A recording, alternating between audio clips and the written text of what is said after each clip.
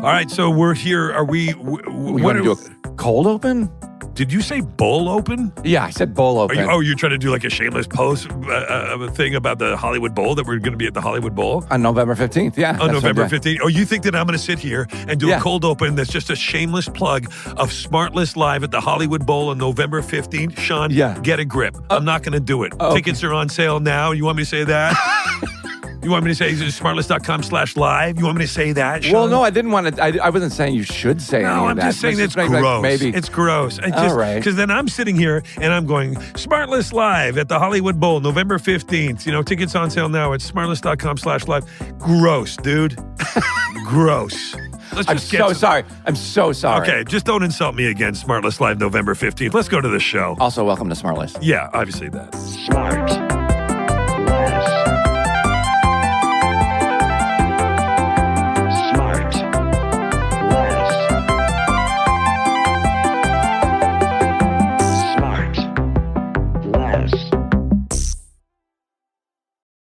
Oh, Willie, where are you? New York City? It's my new place in New York, yeah. Do you love it? What do you mean? You got a place? Yeah. Oh, that's amazing. Yeah. Where are you? Are you doing press, Willie, for your movie? No. I'm just, not yet. I'm about to, but I'm just getting sort of sorted here in my place. Sure. You might be seeing a friend. Oh, look, he's got dollar bills. So, he's got a gambling issue. I've got a heavy He likes to be as close to Atlantic City as possible. Without going. Wait, how are you? How is everybody doing? We haven't seen each other in like 2 weeks. I know. I don't like it. I saw JB last week a couple times. We played golf, and then we went to nice. an event. We did a little charity work together. Oh yeah, Will did some emceeing of a very special charity event, the Yes Charity. Yes. What is that about? It's our friend Eric Eisner's charity, the Young Eisner Scholars. It's a really great. Actually, look it up. It's a very worthy cause, and they identify, kids from underserved communities who are really smart and helps guide might not towards otherwise have access to funds for higher education or for secondary education, however you call it. Yeah, it's pretty cool. That is nice. I was part of the TAG group when I was a kid. It stood for Talented and Gifted. And I couldn't do math, couldn't do anything. Don't know why I was in there. I'd love to just kind of just send it out to the group there, just freestyle on that acronym there. I know. Yeah. Will, want to try a shot at that acronym? I mean, I do. TAG? Yeah, go ahead. I do. I mean, Go ahead. No, let's not. Now, talented and gay? Is that what it is? No, Sean. Oh, okay. Oh, you think I'm going to say tight-ass gays? Sean doesn't take cheap shots. I'm not taking a cheap shot, dude. Oh, my God. I'm not walking into your bullshit. Oh, did Will just get a coffee from someone special? I might have. Was that is it the chef that just brought you some? Today she is. Today she is. Wait. Everybody is so excited about your new love, Willie. Wait, I got to tell you one thing really quick. Yesterday, we visited Sean Levy, our friend Sean Levy, on the set of Star Wars yesterday. Oh, my God. Did you guys even get to sleep last night? No, it was incredible. Look, are you going to be able to do the show with a boner? You're in hour 19 of that boner? Your lightsaber? Who needs Viagra? The people from Viagra called and they're like, hey, can we take your blood? Because we need to know. Let me see that picture Let me see that photo again. Well, you can't. So, listener, this is This is that's the Sean new and droid Scotty. in the new film. Wow! How did they let you get a picture of that? Well, we went to go to the creature shop, and you promised that you wouldn't show anybody. That's right. And right. Listen to this. It's a trap, Obi. It's a trap. Remember, it's a trap. It's Scotty. Look at Scotty's making Admiral Akbar move. Isn't that wild? No, that's weird that he's remembering cool? a line of dialogue from, oh my God, he's making the mouth. Return of the Jedi. Yeah, look at that. Oh my God, you guys, that must have been like best day ever. It was and Sean Levy, of course, is the greatest. The nicest guy. Jason, you would do so well at directing one of those movies. I don't know why. Oh, yeah. Like one of those big let him know, movies. Sean. Let him know. All right, Thanks, Mom. Yeah. I love my mom once said, you know what? Why you should call Steven Spielberg and let him know you'd like to work with them. I was like, what a great idea. I know. Yeah. I love stuff like that. Like, how come you don't work with better? I remember somebody who we know but years ago, and she said that another person we know who is very famous said to her, like, you should work with the greats and the Scorsese. And then she was like, oh, okay. Yeah, well, just give me their number. Sign up like the... Why didn't I think of that? Yeah, you're right. Listen, speaking of one of the greats, guys. I love greats. My guest today had quite the historic beginning. I just wrote this last night. No, I can When tell. she was born, Martin Luther King Jr. and his wife, Coretta, paid the hospital bill. What? Didn't know this until I looked it up. What? She grew up in Georgia playing the clarinet in the school band, which I loved learning about. After graduation, she moved to New York, sold running shoes. Guess what? Chased an acting dream. On a film set 30 years ago, she picked up knitting, hasn't put the needles down since. Her kids once asked her if she was more famous than Taylor Swift. These days, she's happiest at her ranch in New Mexico. You could call her an Oscar winner. You could call her America's sweetheart. You could call her my sweetheart. But today, I'll just call her the brilliant and always Julia Roberts. Julia Roberts. Yeah, I got it. Oh, my God. Julia Roberts. Hello, Julia. Ooh, in the bright yellow. That's so cute. Hi. She's wearing a firefighter uniform, folks. It's Boy Scouts. Oh, Boy Scouts. It's Boy Scouts. Oh, it is Boy Scouts? I did a little Julia Boy Scouts. Roberts. Hi. How cool that you're doing this Thank show. you, Sean, for that intro. All my research. It was sort of like a haiku about one's grandmother or something. The clarinet and knitting. I was like, Wait, oh I didn't know you God. played the clarinet and the oboe. Those are two And of the oboe. Those are the two hardest instruments. Wait a second. You don't want to get into Martin Luther King paid for the No, hospital I was going to bill? get there, too. Yes, So let's start with that. Martin Luther King paid the bill. Why? they were friends with your parents. Yes, Really? and I, not knowing the state of my family's financial situation as a brand new born baby, I guess they were maybe just going to have to smuggle me out in the middle of the night.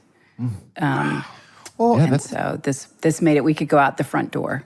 I'm gonna sound dumber than usual. Boy, this is going to be a stretch. Okay, good. What is the bill for having a baby? In it, like what? Isn't that usually In covered by your 1975. right? Yeah. Like, but isn't it's Thanks. not Oh, my covered new by- favorite, Will Arnett. Yeah, he's slick. Yeah, you've got kids, These are not cheap He doesn't. endeavors. He's so out of touch. But He has no SAG's, by Screen Actors Guild insurance. Wait, but isn't it all paid by the mystery elves that are insurance? Isn't that they're the same people that do the laundry, right? Julia, They're welcome to just like SmartLess. Welcome to Yes. Wow. the Jason, I miracle love of you so folded. much for this. So But you know what's dumb. amazing is I am such a Jason Bateman fan, you're and this not. up close exchange now, though It's we've not as good. seen each other in person, we've never. I'm like really just like staring at you right now, and you can't even Man, tell. And I could spend years with you. You're the greatest. do you know the first Bateman I ever truly loved is your mom. Oh, my mom Your mom. When I met your mom on a plane. she is just like she's just such a she just has sparks that kind of shoot off. She's so beautiful and so sweet, and the accent and the whole thing, and just Whole British accent. she She nailed just- it. Yeah. Now, was she? Because she was a flight attendant for Pan Am. Did you meet her on a Pan plane? Am. or- I mean, yeah? that just adds to the allure with the of bowler her. hat and everything. Yeah. Or was it on set of It was on set. Satisfaction? It was It was Oh, on for real? Satisfaction. Yeah. Yeah. Wait, why was your mom on the set of Satisfaction? Because I guess Justine wasn't yet 18, maybe, or was my mom just there visiting, maybe? So Julia was in a movie with my Right. sister Justine way back It when. was before we were on location. We were in Los Angeles for a long time because I came out to California, and I was probably there for like at least 3 weeks before we went on location because we had all that band practice, you see. Boy, so cringy. If only Oh I my could have God. played the clarinet in that movie. Yeah, why not? Will does a great horn player. Air clarinet. Air clarinet, just making sure the reed is nice and wet. Nice and wet, Just and then like I getting only the do it spit to the out. theme song of Law and Order. oh right, When getting the ready. clarinet. And I wet the reed as I'm waiting, and then I flip the page. Scotty does that too all the time. You ever let the spit out at the bottom? So dumb. Yeah, careful. Spit valves.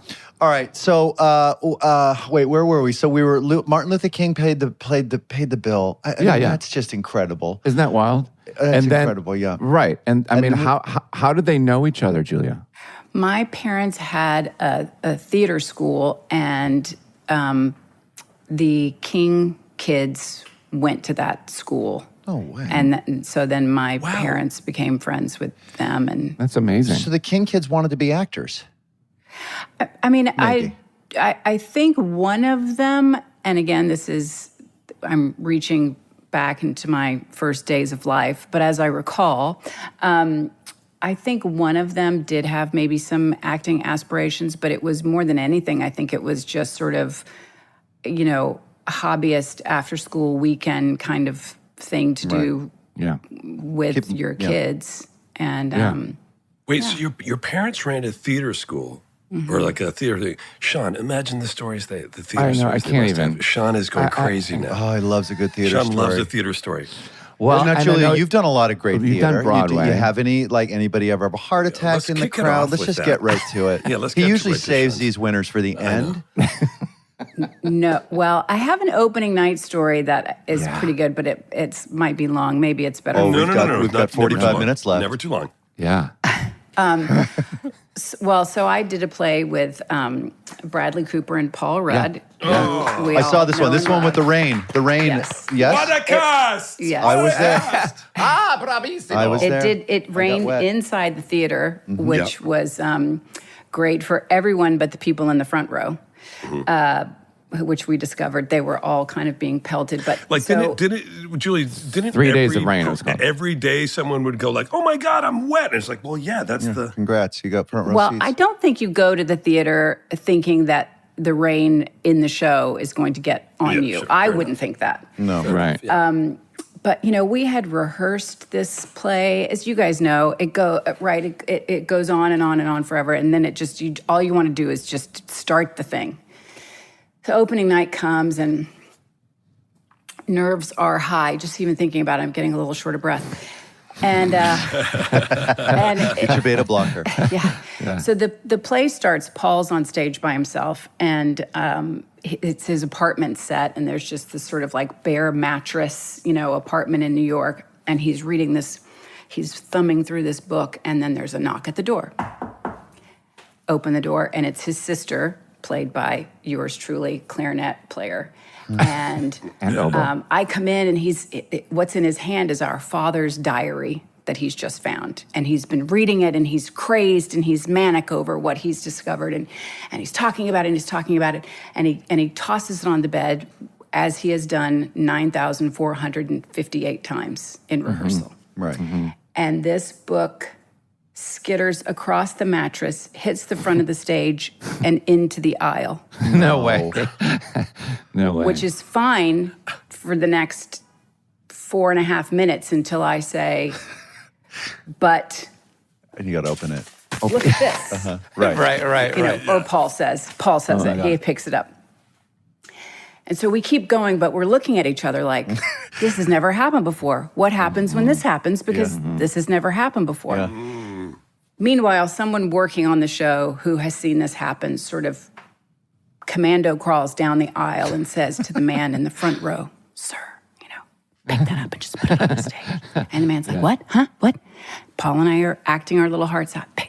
Just pick it up, put it Look put how it on excited that Sean is. This is one of the Yeah, great So stories. so the man picks it up, and he kind of like doesn't quite know. I mean, I wouldn't want to touch a prop or, and he puts it on the stage at the exact, you couldn't have planned it better, at the exact moment that Paul goes, no, I'll read it to you. And he picks it up That's great. at the second. And then Paul, being the amazing human being that he is, just turns and looks at the man. He goes, thank you.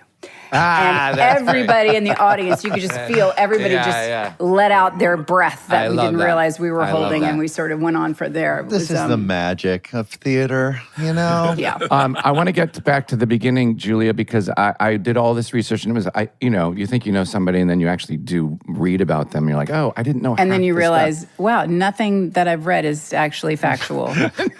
We believe in media. So wait, so when you were a kid, you played the clarinet. We covered that. You were a vet. You sold shoes. We really haven't covered that. I'm going to double back. I was a doctor. Did you hear? He goes, "You were a vet and you sold shoes." No, you wanted to be a veterinarian of pets. Yeah, I didn't know that. That's so cool. Wait, how old were you before the vet thing went away? Because doesn't every kid wants to be a vet? Everybody does. I was in the 4-H club. I mean, like I thought this was great, and it wasn't until I discovered that I don't really have a mind for science. Right. Yeah. I just wanted to do the petting and I could take out a toothbrush and put some mange medicine on if necessary, but I didn't want to do the surgeries. What was the most involved thing you've ever done with an animal? Like, have you milked a cow? Have you changed horseshoes? I've milked a cow. You have? I have not changed, or I've watched the farrier do it, but I've not done it myself. What's it called? A farrier? A farrier.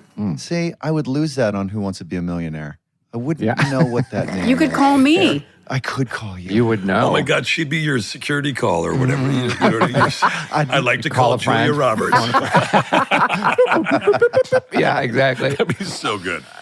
When did the acting? When you say, screw veterinarian, I want to be an actor. I mean, I don't know that I had that kind of moment where I thought, this is the path I want my life to take. I mean, my parents were artists. I have an older brother and sister. They're artists. My sister was going to the neighborhood playhouse when I moved to New York, and moved in with her. And that's when I was working at the Athlete's Foot on 72nd and Broadway, right by the Grace Papaya and Popeyes. No way. That's great. And I worked there for a while, and I think it was just realizing that college was not going to be in the cards for me, and I didn't really know what I was going to do. I mean, I had moved to New York really just because I wanted to be back with my sister because she had been gone for 2 years, and we were so close, and I missed her. And Gone from Georgia.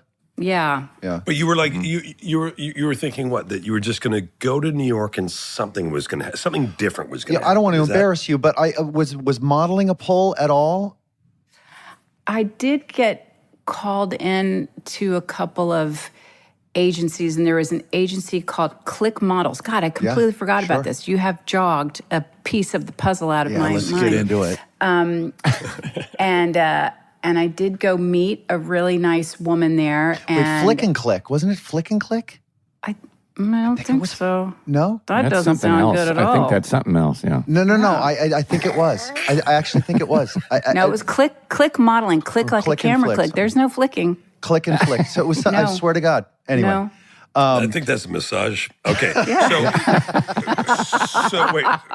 So Julia, but really to answer the question, you weren't like, okay, I'm leaving Georgia now. I'm going to be an actor, so I'm moving to New York. You were going because your sister was there, and you just. But Eric had already been working, no? He's 11 years older than I am, so he had a career. Yeah. By the time I graduated from high school. But to answer your question, everybody was sort of leaving home to go to school. Yeah. And I did not want to be like, okay, I'll see you guys when you get back. I'll be right here in my mom's apartment. Nobody worry. What about college? You said college wasn't a thing for you. Why was that? Because it wasn't for me either. It wasn't financially feasible, and I certainly didn't have the grades for any kind of a scholarship. And should have called the King family. I'd relied on them once already. I just felt like I didn't want them to have to support me the whole way around. Yeah. And were you to study something in college at that age? Had the veterinary thing had passed? That had gone. Right. I think I probably would at that time, because you have to remember this is 1985. I graduated from high school. Yeah. And I probably would have wanted to be a home economics teacher. Oh, wow. Something I'm happy to bring back into the school system now, if asked. Yeah. What does that mean, home economics? does that mean? Professor so many Roberts? things. I'm glad you asked. Yeah. Like, Oh, here we go. Here we go. well, I'm an idiot. I don't know what that is. No, It's like it was such a sewing great and class because it cooking. covered, it was sewing, but it was like sewing, mending. It was practical things. You learn how to see. write a check. You learn how to sew on a button. You learn how to iron a shirt. You learn Is that how where you to learn knitting? make it. No, that I learned how to knit from the standby painter on the Pelican Brief. Eric Bart taught me how to knit. Yeah. Wow. The standby painter, yeah. They got a lot of kit stuff right there. Wait, Right at your disposal. how are you know? Oh, yeah, they got that bucket they sit on. It's got a bunch of stuff in there. Yeah. We'll be right back. And now back to the show. Hey, I feel like I'm not a great parent for many reasons. One of them is that I haven't taught my kids how to iron, how to wash a window without getting streaks on it. Like my parents, like I had 20 chores every weekend until the day I moved out when I was 18. Have you been good about teaching your kids, like, do they know how to like iron a shirt without wrinkling the fabric that's underneath it? How to separate it over an ironing board and put the sleeve over the little wedge portion of the board and like all that stuff. Like you don't know it till you know it. You don't know it till you know it. Well, I would say there's a yes and a no here because I feel like a lot of the things that I learned from my mom, I either learned because, like you, long list of chores that started right when I got home from school. Yeah. And paused only to watch the Mike Douglas show and then right back to the chores. Sure. Mike Douglas, I love it. Yeah. And Phil Donahue. Yeah. I mean, JB, were you ever on the Mike Douglas show? No, I got bumped a couple times, but no, I'm kidding. Did you? no, you couldn't possibly, even I in did- your I did do Merv Griffin. I did Oprah. What else? Bunch Phil of Johnnies. Donahue? Yeah, Phil Donahue. never Phil Donahue. You know what? No, I wanted it. I slept with this guy Uh-oh. in Chicago. named Phil Donahue. No. What a headline this is going to be. Sean Hayes slept with Phil Donahue. Not God, I the can't Phil wait. Donahue, Don't- Phil Donahue. Don't tell his wife. It's Philip Don't tell K. his wife. Donahue. No, I just slept with a guy once in Chicago, and then he ended up on the Phil Donahue show because he was the Chicago weatherman that then did porn. It was so crazy. And my family. Wow, Wait, what? you just said so many things in one Oh my sentence. God. I know, isn't that crazy? I slept with him once, Shit, and I one remember his time. name. And he was a Chicago weatherman on the TV. And then then one day he was on Phil Donahue because he left that career and was a porn star. I was like, what? It was the craziest thing. So Anyway, wait, you had no warning on this. You were just watching your Donahue Yeah, like turn you it do on. every day. yep, that's it. Wow. There he is. And there's your guy, and he's on there because it was like a porn story that had gone wrong. That's what Phil it was covering? it was in America. It was like, wow, there's a gay person on television. Yeah. That's it. Yeah, that was way Right. before. Oh, Shawnee. Anyway, let's get back to you. Let's get back. You know what I want to get Everybody at? take a quick shower. So, Julia, what I don't know, and maybe God, Wikipedia can answer this, but I'd love to hear from you. What was your first professional acting gig? Yeah. Crime Story. One a episode. precursor to Law and Order. Am I being a dummy? Dennis Farina, 1950s, Michael Yes. Mann TV Yes. show in Las Vegas. Dennis Farina, the nicest man The great. you could The imagine. great Dennis Farina. And What was your character? Were you a damsel in distress, or were you a bad I person? was a 15-year-old girl living with my mother, played by Hannah Cox, and her, I feel like, kind of newish husband, and he was maybe not being a good stepfather to me, No, Julia. if you catch my... yeah. Yeah, catching your drift. I'm really bringing the mood down with this. This is no no. weatherman turned porn star story, but yeah. So did that, and that was a great experience, and but You were living in New York at the time? You got cast out yes, in New York? Yes. Okay. So it's it was a big moment. It was exciting at the time, obviously. Oh, yes. Oh, it was huge. It was huge. Yeah. So then you were able to sort of start your work and start to gain momentum before there was huge pressure on you to sort of pay a lot of rent and to really like declare this is what my career is going to be. Yeah. So you were still young enough to kind of like dip your toe in it and see if you get any traction. Is that kind of how things started? That sounds nice, the way Yeah. you put all that. Let's I'm somebody projecting. jot that down. Well, you know what it is too. He likes to bundle. He's bundling I met. There was an agent. I was with my brother and his girlfriend coming from dinner one night, and you know, they lived uptown, and so they sort of ran into some people they knew, and one of the women they were chatting with was a talent agent, and I don't know if she called my brother later or his girlfriend or something and said, oh, you know, does she act or... And she called me into her office, and after a nice conversation, she said, well, I can't do anything for you, but I know someone who might be able to, you know, guide you here. Yeah. And she sent me to meet this man called Bob McGowan, who was from Atlantic City and was dating the star of All My Children, Kim Delaney. Yes, I know. And he was just he seemed to me to be the nicest, most energetic guy with time and money to spare. And he loved helping young people realize their dreams. I mean, he became my manager. I once went into his office and said, Bob, I was at the Empire Diner today, and there's this guy, he was our waiter, and he wants to be an actor. And I said, you've got to come meet Bob. And No way. he did, and he signed him. And that was Dylan Walsh. Oh my God. Wow. Yeah. No That's So way. Bob was crazy. just this kind of incredible man who just loved being the facilitator. You know, Right. he just loved putting people together, and that was kind of... A nice early advocate, and you stayed with him for a while? Yes. Yeah? And then what was the project that gave you the kind of momentum that would push you into sort of like, well, I need not pursue other things. I think this might work out for at least a few years. Mystic Pizza. Yeah. Oh, Yeah. Missing Pizza. Did you get nominated for that?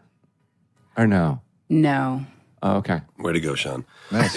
You know, is there...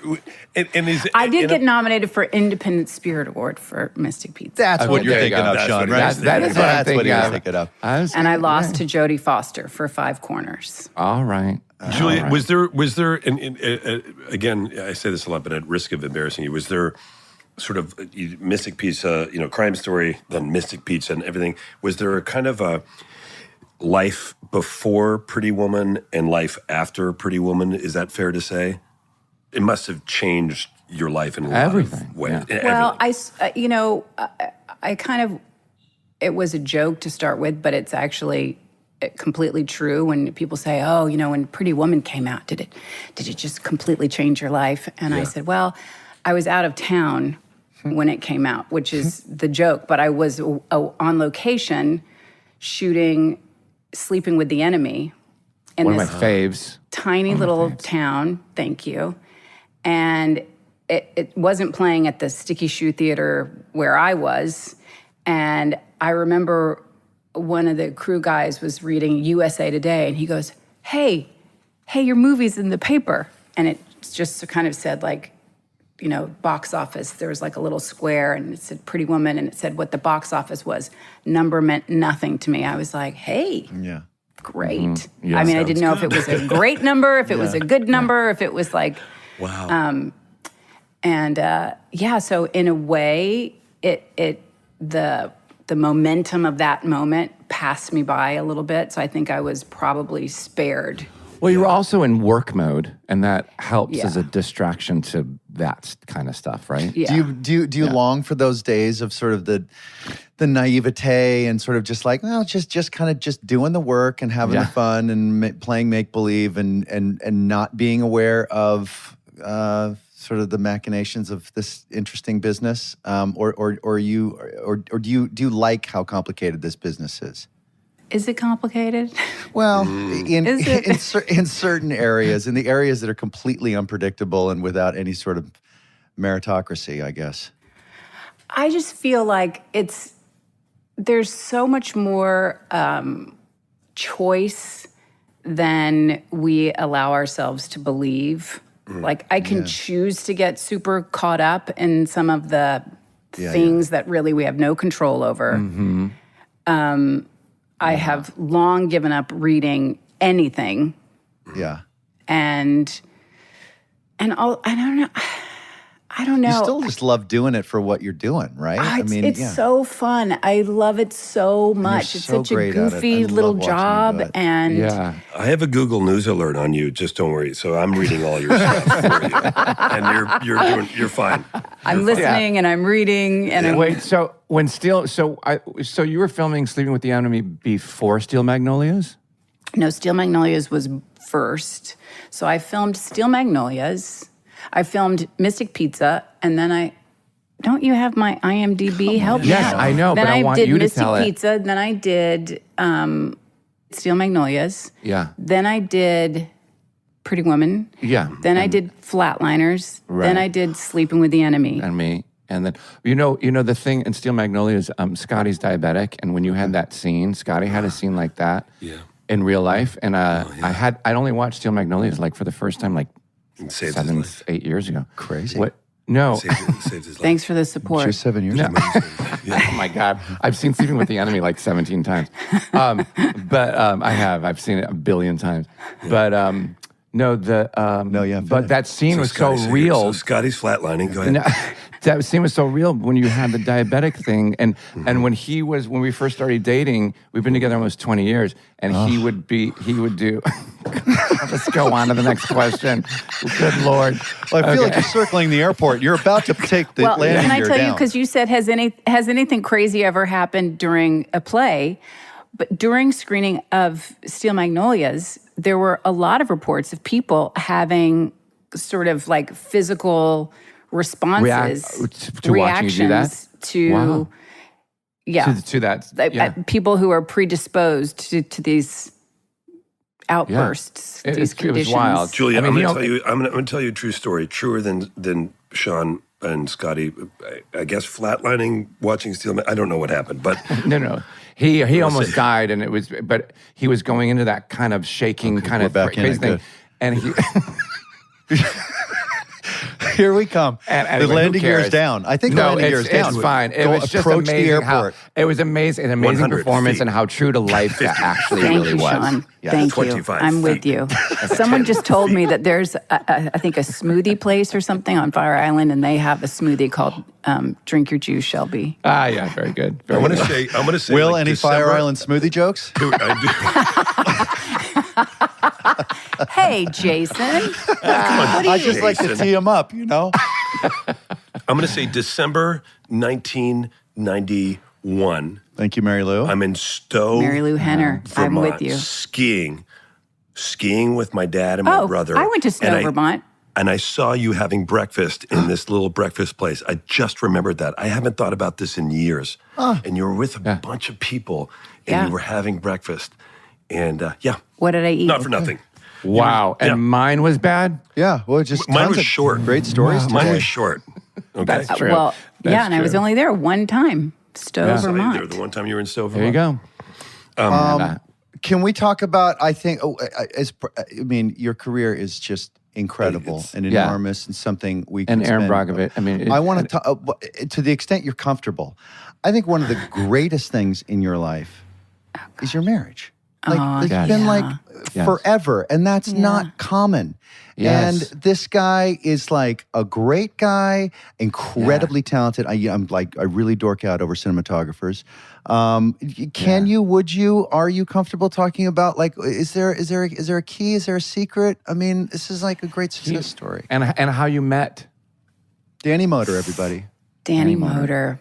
Well, first let me just say this, is that I really like your podcast. He loves this podcast. No, and I really? was trying Get him out to here. be on it without telling him so that he would just like be tuning in and all of a sudden Really? there's this old lady's voice. But it didn't. That's nice. He saw my agenda book and he was like, Well, SmartLess. we're fans of his. I love that. I remember seeing you at a charity event, and you were with Danny, and you just looked at him, and you looked at me, and you go, "Isn't he the best? I just love him," and it was so sweet. I just thought that was the So sweetest. cute, Julia. Yeah. What's the secret, I darling? know, I'm getting all sweaty. It's really You seem like you're buddies. Yeah? Well, he's my best friend. Yeah, there you go. But also the only person I want to make out with. So I think it's that combination of things is. Amen. Yeah. But you know what? Here's the thing, because you just don't know. And you never want to give all the credit away to one person and say, I owe it all to this one person. But honestly. This is the section about Kevin Huvane. Okay. Here we go. I wanted to talk about Danny. For Tracy, he's an agent. He's a big agent in Hollywood. But 25 years later, I just think, gosh, my life could have gone off the rails 100 different ways in the last 25 years were it not for finding my person. I don't know how, I don't know Absolutely. what small nation of people I saved in a former life. Or I feel the same way, yeah. Did you guys work on a project together? Is that how you met? Yes, we met on a movie called The Mexican. Oh, yeah. Good looking movie. Mr. Pitt, yeah. And he was on that movie, and they had been shooting for about 3 weeks, and what was he? He was the focus puller on that movie. Yeah. And he and Brad were always next to each other and always talking. Right. Brad Pitt from And his sister. so I come in and I'm like the new one, and I'm like, they're talking about, I don't know, a new, record that's come out or something. I'm like, oh, I love that. Trying to jump in there. I love that band. Oh yeah. I kind of start humming it and be like, Music, I know. And they're just like so locked into each other. I was just looking for a way in the conversation. And That's not really realizing that one day this man that I was just trying to have a conversation with would be my husband. Wow, that's so cute. And then you finally had a conversation. We had a conversation, then it went he well. has not gotten me to shut up in 25 years. I love that. I love but the that. fact that you're able to schedule and work out all these kind of, you go away, he goes away, let's meet up every couple of weeks. Like, it's got to be just so difficult. I know, high-class problems, listener. I These are apologize, high-class problems, but you want to know something? We have, in all these years, and we have 3 awesome kids, and only one time in our lives, and the kids were they were all under 5 for sure, and now they're all in college. But there was one time when I was doing Eat, Pray, Love, and Danny was shooting a movie in Detroit. And we were apart. So you were in India, right? For 7 weeks. Oh, wow. That's long.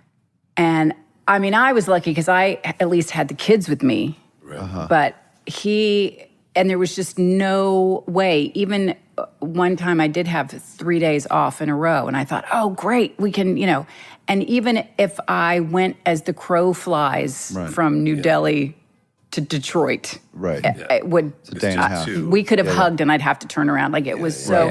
It was 7 weeks, and when he finished, and he came and joined us, and Never again.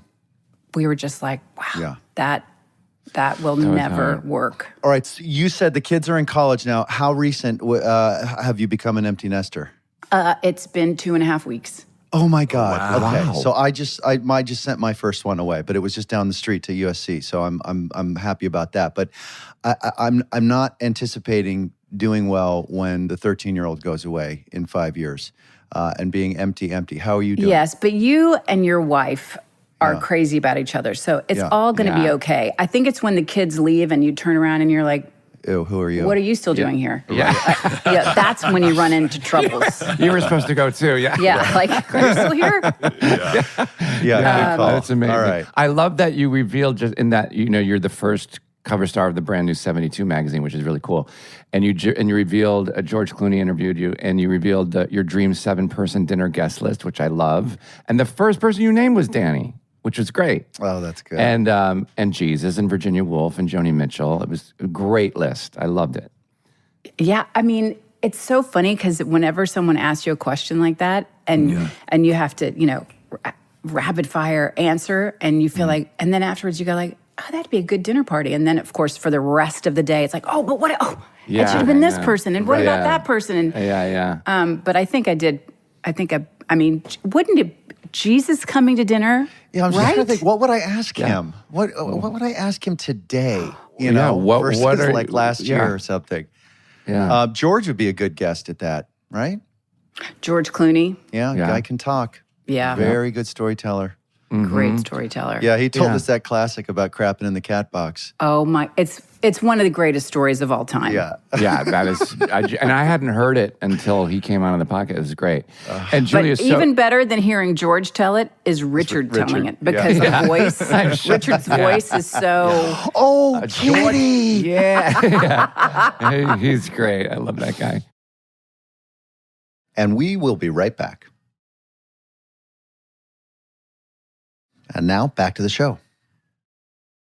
Wait, so I read that you saved a 7-page love letter from Danny to someday show your kids? And Well, have you showed your kids? That's the first letter he ever wrote me. I have all the letters. And in fact, someone gave us a great present many years ago. These 2 beautiful sort of ceramic earthen pots. And the lid on one pot inside is painted love letters to Julia from Danny, and the other one is to Danny from Julia. And so there's all these, like, just shoving stuff in there for years. There's just no telling what's at the bottom of these jars. Right. But yeah, we're big on paper in our house, and our kids are now too. So it's nice to, like, I opened a book the other day and there was a Post-it from my oldest son in the handwriting of maybe like a 7-year-old, which is not too dissimilar from his handwriting now, but I could see the time. And it just said, Mom, I'm so sorry. Uh-oh. What did I do? And I thought, I wish I had written on the other side of the Post-it, what it was. what the grievance was. Yeah. Other than your wedding day and the birth of your gorgeous children, if you could pick one year to relive, what would it be? Because it was so great. Because it was so great. Yeah. I love that. Somebody just asked me that the other day. Yeah, whole boy, year. Sean's coming with a A classic. whole year. A whole year or a day, or is there one day? Don't back off. Don't back off, Sean. Yeah, no, mine was any day, any year in college. I just loved my college life. I loved it. Well, I'd love to see that. I was a crazy person. It was great.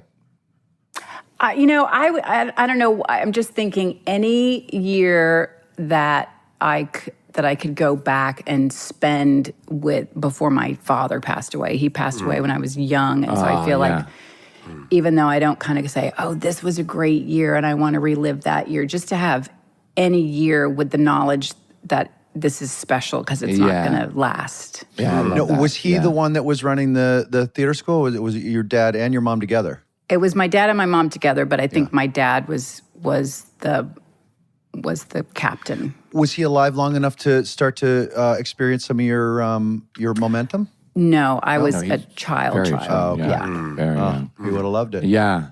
Did that, I mean, well, that's just a dumb question, but like, where did did that affect my life? How is this holding you back? How's this holding you back now? Like, No, because my dad, I mean, I guess I haven't thought about it either. My dad left. Get ready, Will.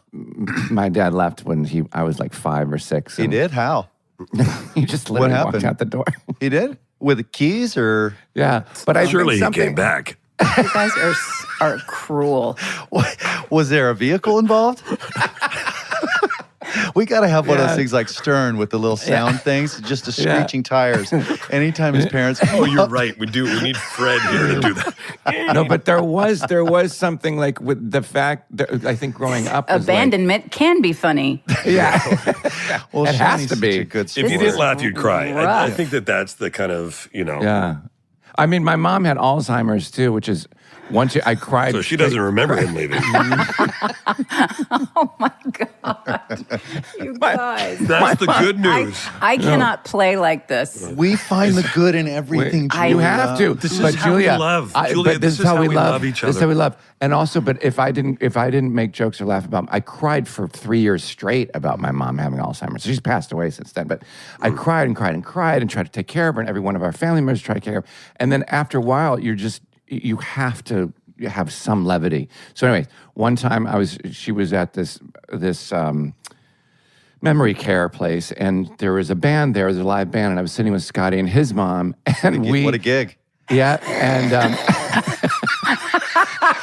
Was one of the top Bunch bands. of people who won't remember you.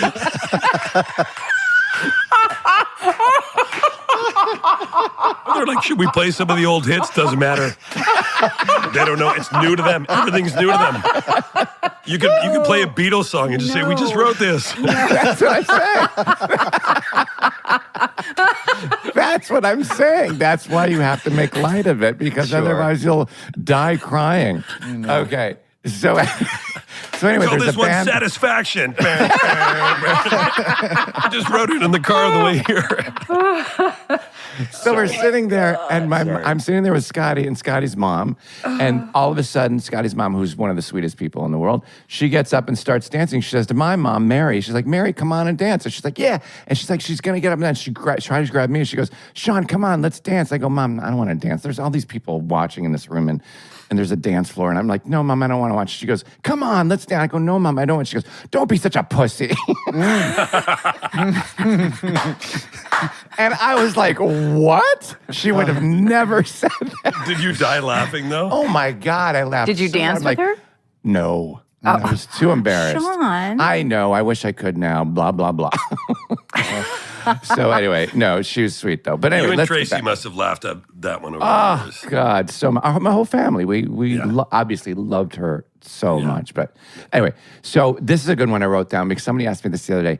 If you had to marry, this is for everybody. Julia, if you had to marry a woman, guys, if you had to marry a guy, me, if I had to marry a woman, who would it be? Mine would be Carrie or Raina or Allie or Jen or Amanda. I would marry Jason's wife, Amanda. If you had to marry a girl. That's a lot of people, and I didn't even make the top 10. And hang on, I'm not done. Julia. Okay, there you go.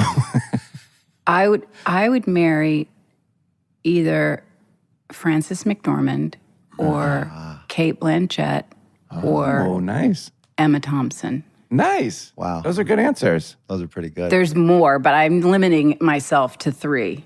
Yeah. Guys, if you had to marry a guy. I would marry one of these two guys because of the likewise. formula you were talking about before, which is you got to marry a friend if you want it to last. That's right. I've always thought, and so far I'm right because I do really like that Amanda. I'd marry. I'd same thing. I'd marry one of these two guys because they're guys that I love and that I like. And Jason, we'd be able to share golf clubs. Yeah. And because we have I tried his wedge the other day. It's great. And also Jason because I'd love to marry a known bottom. And then You don't want to have to do any fighting, right? No negotiating, right? and no, I truly, I would be one of these two guys. I love these guys so much. And I love you guys too. I want to hear about your new thingy, Okay, Julia. so I just watched it last night. I couldn't wait No, to it's, talk about you it. did? they're locked. They're Is locked, it locked? Sean. So watch the I notes. loved it so much. Wait, I what is love it? After the Hunt. Thanks. It's called After the Hunt. I just watched it last night. What an awesome, dark complicated character you're playing. As always, I believed every moment, every word coming out of your mouth. Yeah, Thank you you. never It was suck. and it was crafted in such a way that reminded me of, and now After the Hunt will be on that list. Doubt.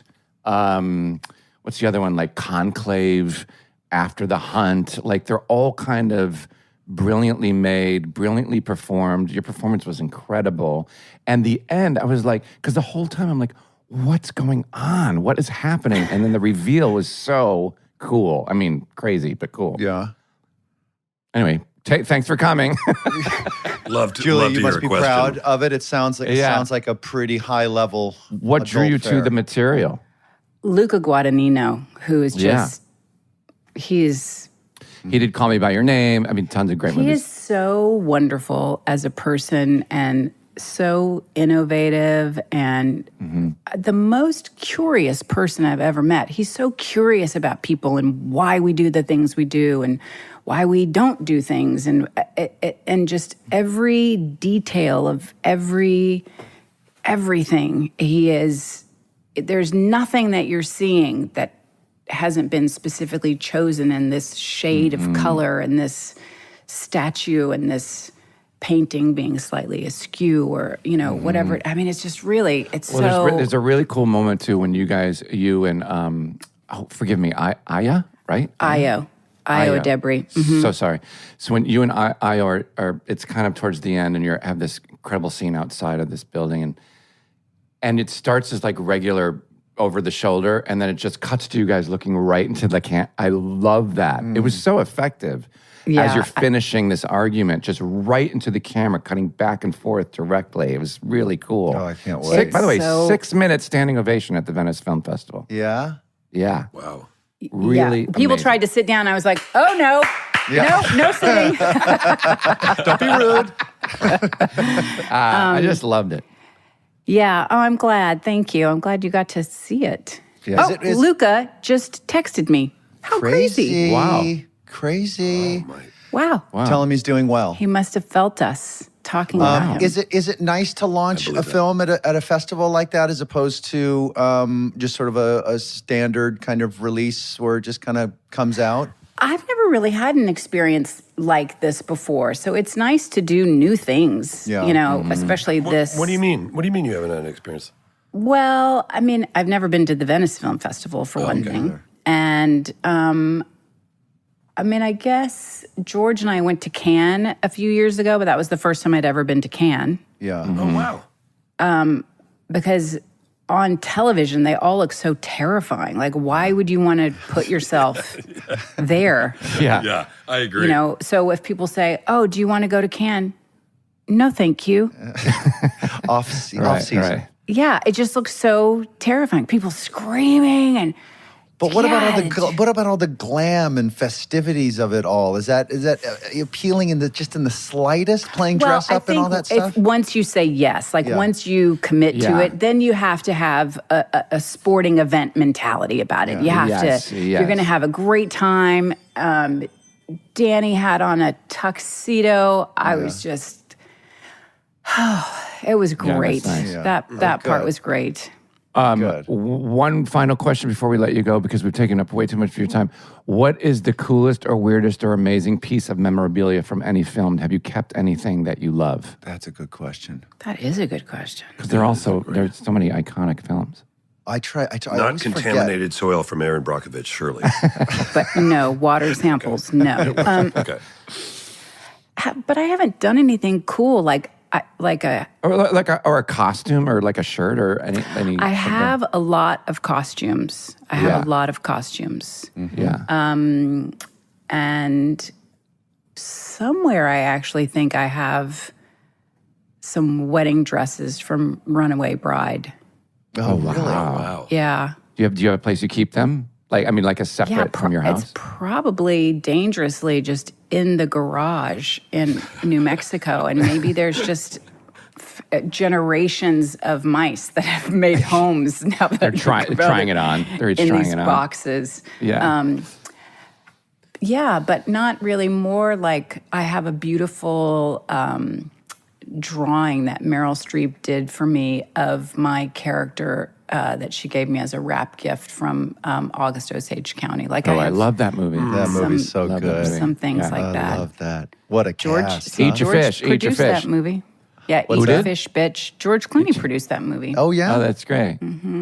Yeah, it's very good. Okay, so it premieres. So it's called After the Hunt. It premieres. Select theaters October 10th and wider October 17th. It's so good. can't I mean, wait. I I just can't wait. loved it. I loved it so much. Thank you. Julia, you're the greatest. Yeah, no Yeah. kidding. You guys are so fun. I honestly, this is just zipped by, and It was quick, right? I just want a chance to do it again and be quick and witty and more. You were what are you sublime. Come on. More You were one of the you were Incredible. one of the perfect. dudes. No, you Incredible. are. You were amazing. Come back Yeah. anytime you want. Can we just talk about the microphone that Will Arnett has in his apartment? Yeah, it's pretty What sweet. is up with that? It's Yeah. nice. It's janky right now. I'm in a makeshift situation because I just moved in here yesterday. Yo, let's get the whisper booth all set up, huh? I know. Yeah. It's not Jack nothing's Shack. great. The internet's not great. I got the windows open because the AC is broken. I got a guy here. You got a real You got a guy. vital VO career you But need to I got a manage. real Don't we nice get to view, see? though. Oh, those yeah, chairs are look at that. nice. Yeah, Yeah. nice It's chairs. gorgeous. Do we It's get to gorgeous. see your guest star? Yeah. Where's your babe? Yeah. Let's pull your She babe in real quick. She just went out. Yeah. She just went out. She just Oh, went out. sure. Oh, she just went out. Yeah, Just yeah, yeah. left. Yeah. Yeah. She I think never- it's all fake. I think what you guys, it's like it's a fake media story. No, we're thrilled for you. Well, yeah, we are thrilled. Julia, Julia, thank you're you so incredible. much. Thank you for What saying yes to talk this. about a thrill. Come back Oh my gosh. anytime you want, Mrs. Oh, thanks. Thank Yeah. you. Just been Well, such Danny. it goes without saying, I've been such a fan of yours for so long. Likewise. You're so great at what you do. Yes. Thank you. More, Truly, please. truly. Yeah. Thank you. And can I just say, and sorry to leave you out, Sean, because I am your guest and I appreciate you so much. That's okay. Likewise. But Arrested Development, Danny and I ate that show up like ice cream. And I'm happy to report that our youngest son, who's 18, just started college. Episode 1 pilot, we just started all over again, me and way. him together. We great. are Wait, can loving you it. invite me over? Because I haven't seen them since then, and I want to watch them all again. And my kids won't watch anything I do. You come over. Please. We'll go back to the pilot. We will Yeah. back this right up. We Jason will- and I haven't watched. We used to watch when it first came on the air. I'd come over Sundays. We'd watch football together, and we'd watch the episodes as it aired. We were like, "Wow, this is so crazy." Yeah, and then we'd Watch wake up together. in the morning and we'd call in for the overnights.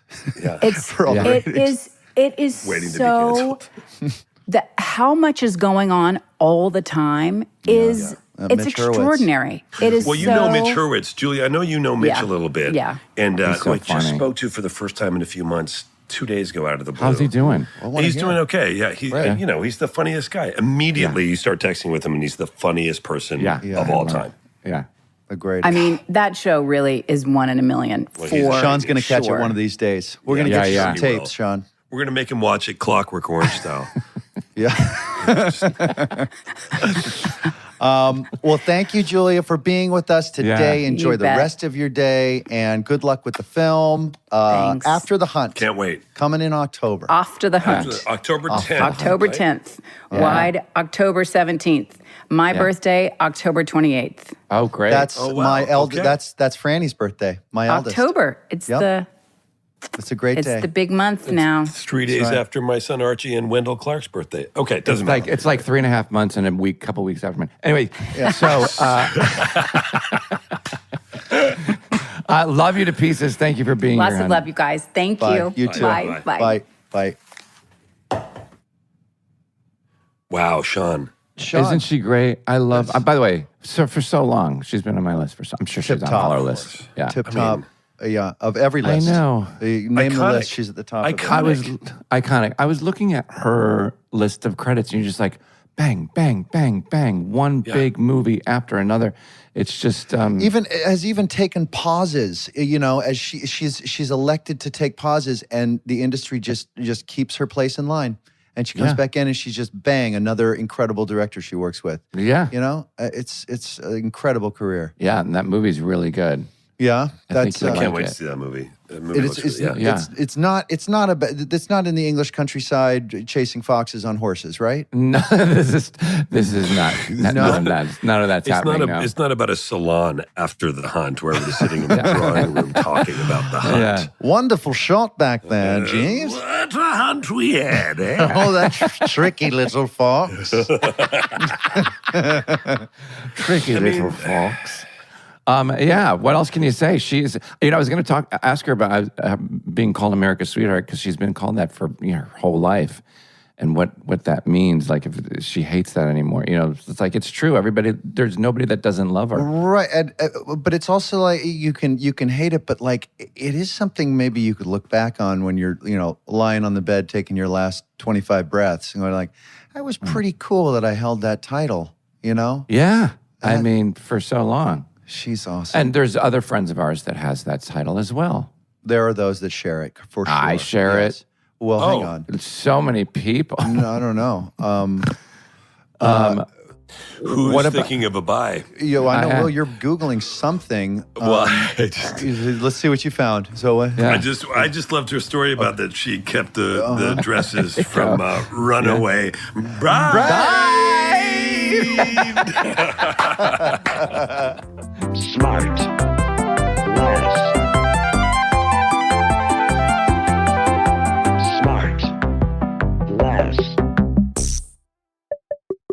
SmartLess is 100% organic and artisanally handcrafted by Rob Armjarv, Bennett Barbaco, and Michael Granteri.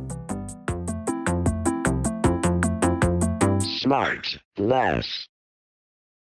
Gave him a start. No, I hired him as my head writer on the ill-fated or great show, whatever you think about it, Dana Carvey show.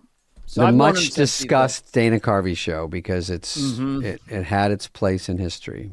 So it was fun to see him because it's been so long, and he was talking about how nervous he was. He never seemed nervous to me, but it was a new thing, and watching Colbert and Carell and all that. He was nervous on your show when he was writing. Yeah. Like 1996. He's like, right out of high school or something, or like early 20s or whatever he was. But it was interesting to. And he's arguably one of the best out there. I mean, for stand-up, for just straight stand-ups, he's in the discussion. We do break that down a lot, and I found it interesting just to get into like his methodology of what he likes to introduce very uncomfortable premises and gets the audience on their heels a little bit, and then he deconstructs it, gets them really laughing, shames them for laughing at the previous one. I mean, it is high level stand-up. It's great. The things he was saying about his opener and how he was challenging him, and so it's so interesting. I will say that because we talked pretty much just straight comedy the whole time, like breaking down everything and how the performance and the joke. And he's such a wordsmith. But I could have gone on. We could do him again easily because we went on and on and on. Yeah, he's a scientist about it, and he loves it. He also has a book out, Ingram, which is a real book. It's not a comedy book. It's not his life as a comic. Ingram is a kind of a bleak, riveting. It's a riveting story about a young person's journey, leaving their home at such a young age and everything they go through. And it's written, in the world of John Steinbeck or Mark Twain. Leave it to Louis to write this great book with great reviews. Yeah, I mean, I read the first chapter and I'm like, would never know it was Louis. It would just it's a well-written, different, interesting, riveting book. Yeah. Well, there's Ingram and there's Louis, and he's doing comedy all over. So you know him, and here he is. Bad news, Dana could make it. Oh, hey. Long time no see. I know. Look at these two. You look just the same. Yeah, he doesn't look. He looks good. How old were you when I first? Hey, save it for the podcast. No, it's already started. Go ahead. Save it for the podcast. It's always starting. Yeah. We have nothing. We have no notes. We have no questions. Good. We have no statements. Good. It's called Carrying the Podcast with Louis C.K. Yeah. I have a really nice thing to say to you. Yeah. Okay. Let's start with Really that. nice Did thing we to start? say. Yeah, we start. Yeah, it's always on. Okay. Always rolling. So I thought this was kind of sweet, and you would hear it. Yeah. Would like Yeah. it. So I read the first chapter of Ingram, Yeah. and I'm like, holy shit! I mean, what's going on here? Like, and my wife is a reader. Like, doesn't Okay. fiction, reads everything, everything. So I said, honey, will you read this first chapter? I just went and did a couple things. She goes, it's incredible. I just ordered the book. Wow. Yeah. Great. Because I thought, feels wow, I great. can give Louie an honest compliment. No Yeah, kiss assing. that This feels is great. exactly what happened. And I'll put her on the phone if I have to. But I thought, and I talked to Dennis about it. And he goes, Christ's sake, is the sea Kankan turning into the next Steinbeck over here? I didn't talk to Dennis, but No. I have to say, I was a little shocked too. Louis has a book called Ingram. Yeah. Ingram. And it's I just read the first chapter because Dana was talking about it. Yeah. He sent me the book. And I was astonished that it's one more different move that, listen, comedians write books. Sure. I wrote a book about my life. I wrote a book about stupid wacky shit. books. Yeah. Mine's wacky and Yeah. stupid, exactly what you'd think. A 5-year-old could do mine. But it was, even from the first paragraph, I'm like, okay, I wouldn't know who did this. You know what I mean? It's not like, this is typical Louis. right. And So it's just like a writer writing a great book. The fact Jeez, that our thanks. little character, our guy, Yeah. you get so attached because all this Brutal. stuff's happening and he's just describing it.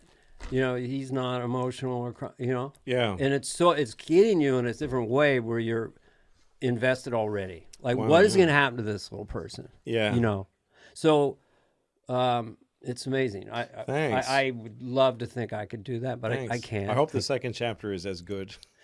It really falls apart. Well, I don't know. I mean, the art of it, of just the sentence construction. So you've got your narrative in a way, you've got your Yeah. story, and then it's like, without giving it away, Yeah. how will I describe his dad walking by? Yeah. And I guess it's a discipline, and you're just really going. And when you get it, you're high as a kite, right? Well, One sentence. yeah. I had never done this before. I've written fiction. I've written short stories, which I've never done anything with. It's what I really want to do when I was a kid, more than anything. And so I just started doing it last few years. And this thing came because I just wanted to hear. I read a lot of American fiction, like Flannery O'Connor, Mark Twain, and Faulkner, guys like that. But also like what's her name? The Mockingbird. I'm really bad with names. To Kill a Mockingbird. Irma by- Bombeck. by I'm kidding. Susan Mockingbird. Yeah, Susan Mockingbird. Why don't we know So her name? Susan Look it up, Mockingbird folks. was Harper Lee. Yeah. So anyway, there's this thing Yes. about the American voice, like the way that Americans there's an eloquence to it. Also, Yep. I read a lot about Abraham Lincoln, and like he was like educated by somebody who knew two things more than him. Right. But there's this way that American Yeah. soil speaks, and I wanted to feel that voice somehow. I wanted to see, do I have that in me? I was raised here. I was a boy in America, and I started to write this kid started talking to me, and I cared about him, and I wanted to see what I felt like writing him was a way of taking care of him. Yeah. But these terrible things kept happening to him, and Yeah. I would just go, It's rough. shit. I would So just go, it's It's a "God rough damn it." beginning. Why am I doing this? Yeah, I wish I had. I wish I can't had stop. another way, but the way I can take care of him Right. is to give as honest and accurate an account of what he's feeling and how he's seeing it. And I kept being impressed that he's just sees it and he reflects on it. Yeah. And he's poetic about it, even sometimes humorous about it. And he just processes what's happening to him. And he says when it hurts, but he doesn't complain when it hurts. You know what I mean? Yeah, He just I know. tries to It's do old. better Yeah. next It's very time. old school. I'm fascinated by a lot of things. I went to state college, but Yeah, I didn't go to any college. good. You're over me. Yeah. Who else didn't go to college? That's a genius. All comedians.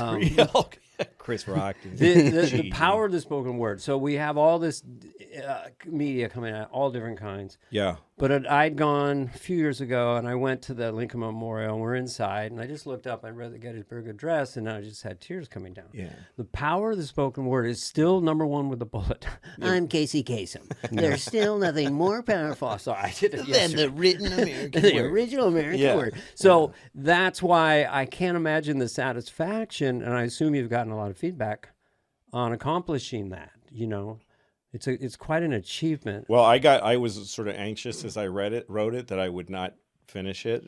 I knew that there was a whole story to tell. I knew it was a book. After about 3 days, I was like, this is a book. I got to tell a long story here. I didn't know where it was going. I didn't Oh, you plot didn't it out. have it like mapped out like a movie. No, I didn't do that. I just would sit down every day and go, so what happened? And He's getting farther away from the house. So what happened? yeah, Like, fuck, yeah. does he come Okay, back? so you're speaking to the book in real time. Yeah. So what happened today? What happened today? Yeah. And what happened now?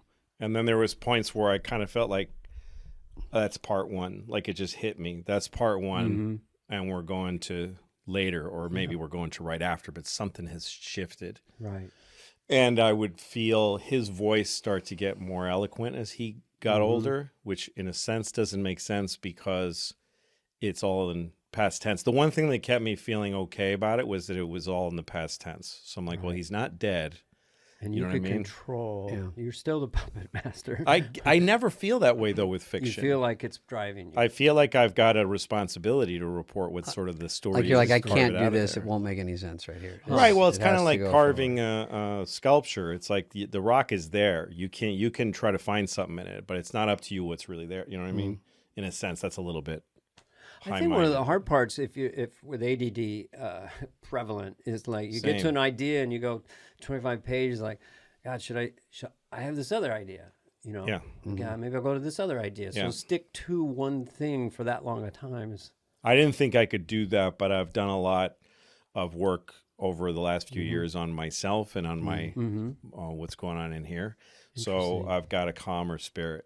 So I'm more able. I wrote another book after this one. I want to be Because I able just to wanted to say keep going. that. How long does it take for A this calm one? spirit. Yeah, it's right. It's good. Calm Well, spirit is good. that's the whole thing. Yeah. That's what Jesus said to his disciples. Peace be with you. Peace I give you. Peace. Is Peace that what of he mind. said? Absolutely. I don't remember that. Oh quote. yeah. He talked a lot. Peace be yeah. with you. Which Yeah. movie did he say that? The one with Passion of the what's Christ. his name? Melvin Gibson. Yes. Melvin Gibson's coming out with the resurrection. He's gonna. Yeah. Yeah. Well, that's a nice thing about. Did you go to church when you were a kid, or do you still? Lutheran, lapsed Lutheran. Now I'm a Catholic. So I grew up in Catholic church, Yeah. and you'd turn to your neighbors and say, "Peace be with you." Yes. And I always I'm with liked you. that part of it. That is my current favorite part Yeah. because I realize that is the greatest gift. You shake hands with somebody next to you. Yeah. You Peace shake be with you. hands. And you or say something kind of old and this. funny feeling. Peace be with you. You don't say that. In real life. yeah. No, when you're leaving the farmer's market Right. To the valet. to the Well, valet. you're Peace- connected. peace be And with then you. Dana, when they give money, so Dana on to tightens you. up.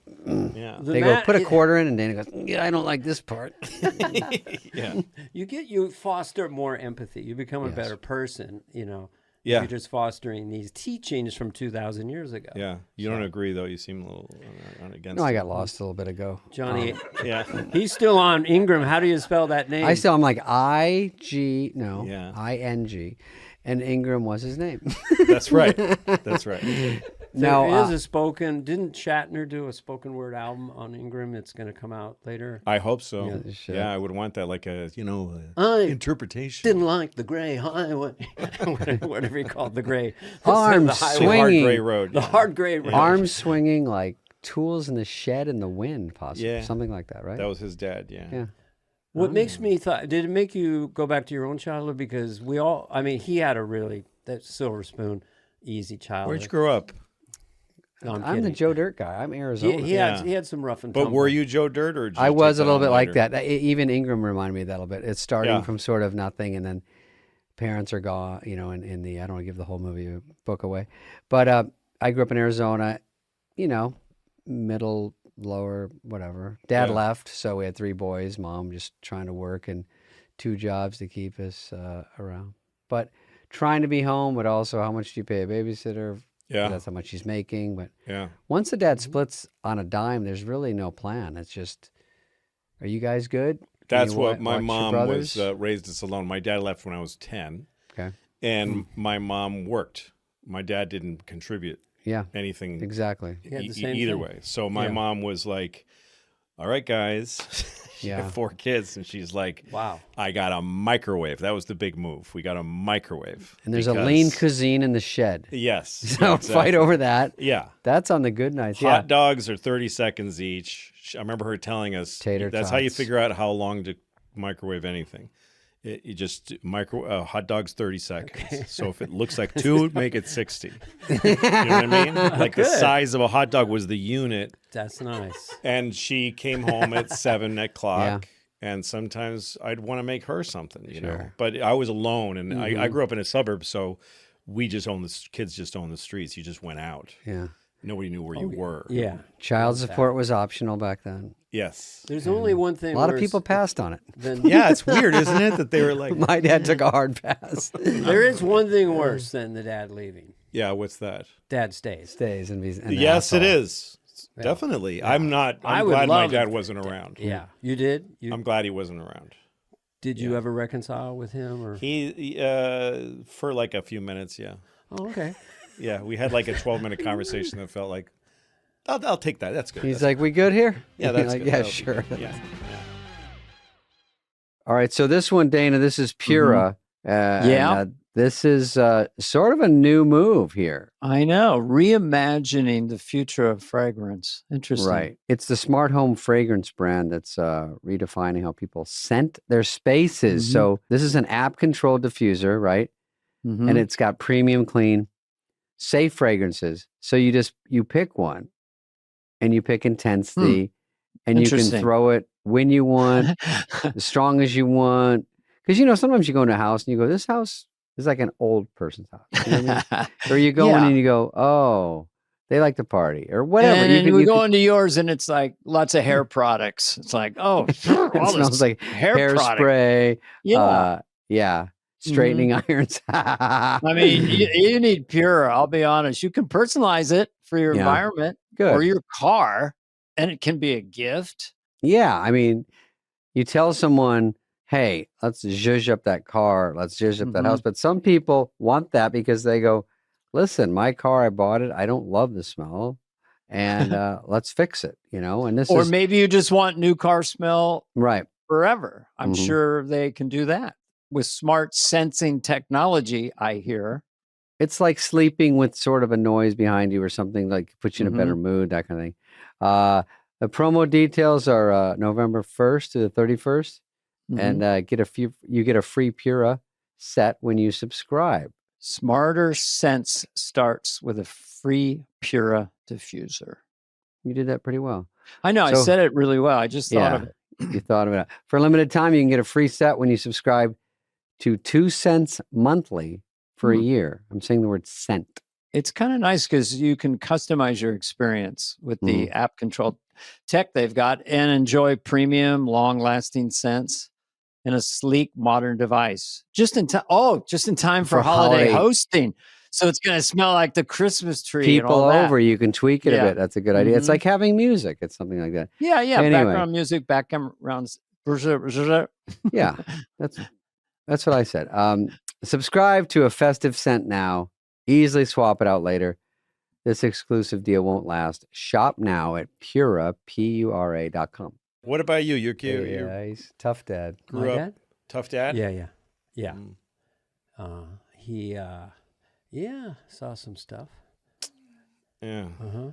And I got, for better or for worse, I got a Disney face when I was younger. That's how you survived. I was a Disney face. So I'd go on stage and I have shaggy hair and I'd be doing all these voices and laugh my ass off and people would go, well, you had a great child. I mean, look at you. Yeah. It was all just an illusion. Of course it was. But it goes to some pretty dark places. Same. Yeah. So. Anyway. Yeah, being a boy is, that's the one I know, and I know it's tricky. Yeah. And you're a little alone in it. There is a cultural thing of like, you do this, for boys. It's on you, at least for our generation, maybe my generation. Like, this is on you. And I did have a great mom. My mom was a fantastic person, and she was raising 4 kids by herself while working. So she had limits that were just there, but she was a great friend, especially in adulthood. Later, she was the best phone call I would ever have. She's the voice I reach to. I think that, the word heroes tossed off a lot, but a single mom working full time with 4 kids and making it through. Yeah. Just getting everyone through. The sacrifice of getting that. everyone Her through. life is just on way Nothing. deep. Yeah. No dating, no fun. Oh, forget it. Forget that. Just, are you okay? Do you have a food? Do we leave an apple? Are you? That's it. And then a little humor. Always a little humor. She was always like, hey. Not a I remember complainer. once I was going off to school and I was in a lot of trouble. I had just caused a lot of problems and I was going to school to face them. And my mom said to me on the way out the door, hey, don't let them get you down that bad. We love you here at home. You're loved. Jeez. That's how she sent me out the door. Like, this isn't the end of the world. Like, go face it, but fuck them a little. Really Did you feel? But fuck them. That's I a feel really smart thing to say to a kid. I was in that scared to moment. stress my mom out. So like I you do always something worried wrong about in school or bad stressing her out. grades. Yeah. I was getting good grades, and I'm like, I got to keep this shit up because she gets so happy. I couldn't do it. I had terrible grades. Yeah.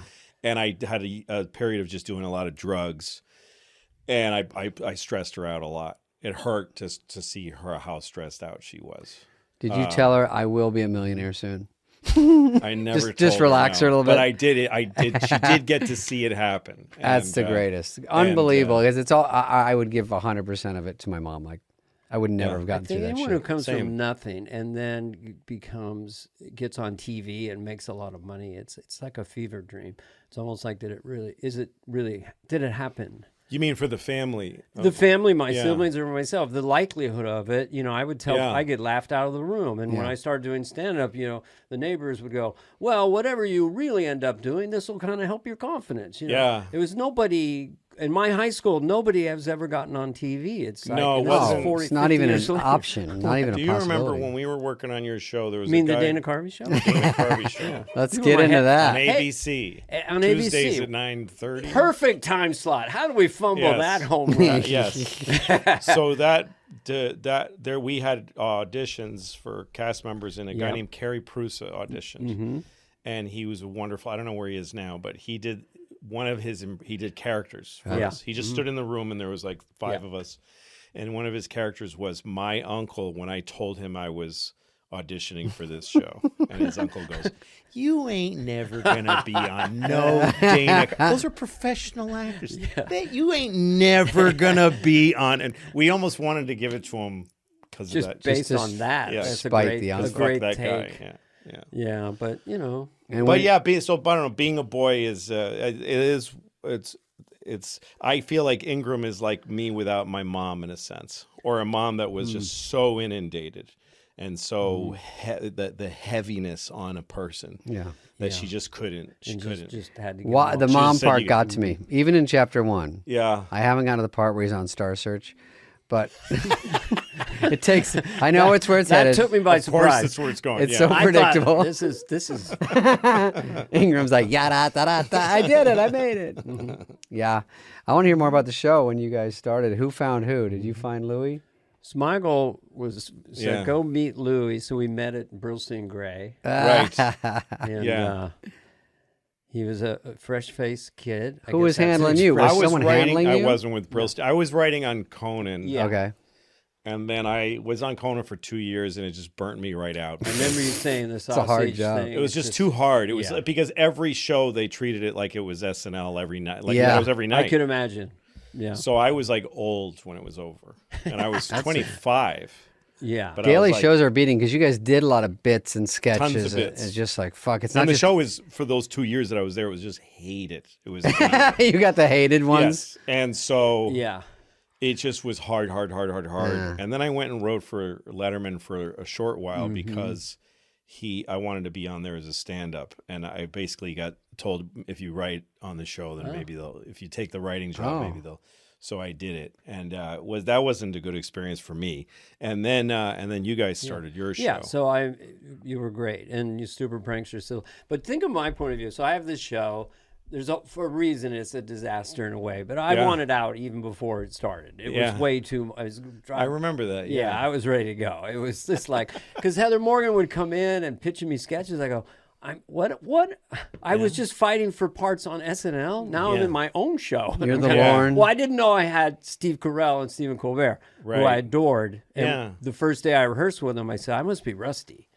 Right. I must be rusty. How so? Because they were just so... They're quick. Yeah. 10 years younger, no kids. They were just like and brilliant. I must be rusty. But so I'm sitting back in life and I go, oh, Carell's... Oh, Colbert. Now, they're...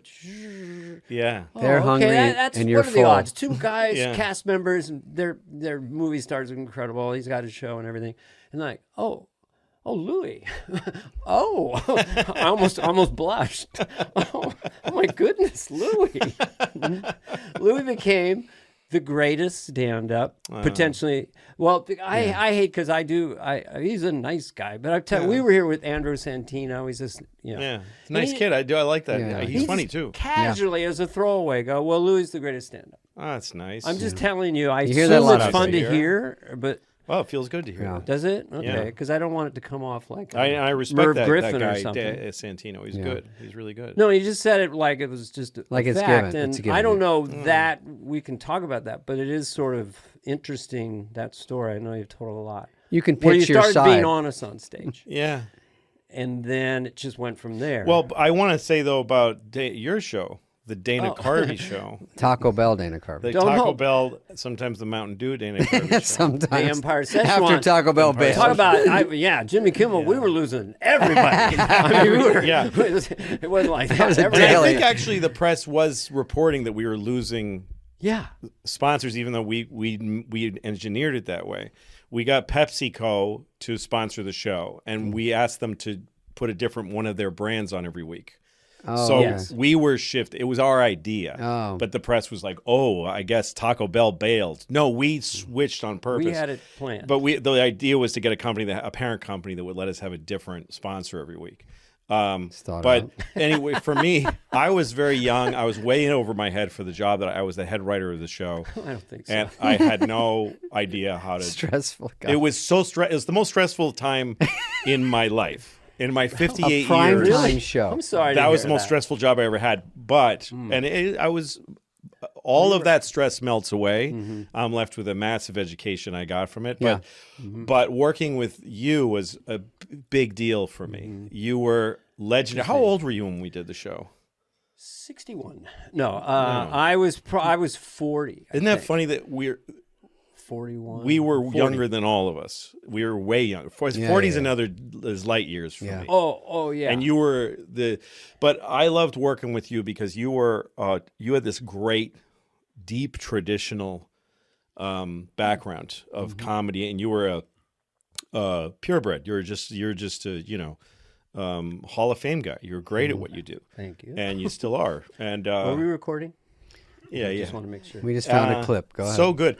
And you're very kind, and you were very generous with sharing your history and stories about where you'd been. And I remember one time, because I was still doing stand-up when I was on that show. Yeah. And I did my second shot on the Letterman show. And I just sort of left work and ran over and did Letterman. And I came back to work. And the next day you said... weren't you on Letterman last night? And I was like, yes, sir. Like, I was just sort of like a guy that works there. You go, weren't you on the David Letterman show last night? And I said, yeah. And how did it go? And I said, it was good.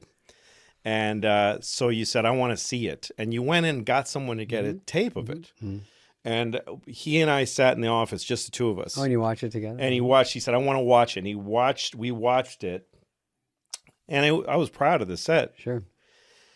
And Dana stood next to the TV, and he pointed at the TV afterwards, and he said, "Do you understand that when I was out there doing what you're doing, being a stand-up, and if you had a set like that back in whatever the 70s or 80s, superstar, you would have been a huge, never to look back again star. Like After a Kinnison, that, like a you'd be Roseanne. You'd walk Boom. everywhere you'd walk One in, shot. they'd give you a standing ovation. You'd be the next guy. Yeah. So I was right.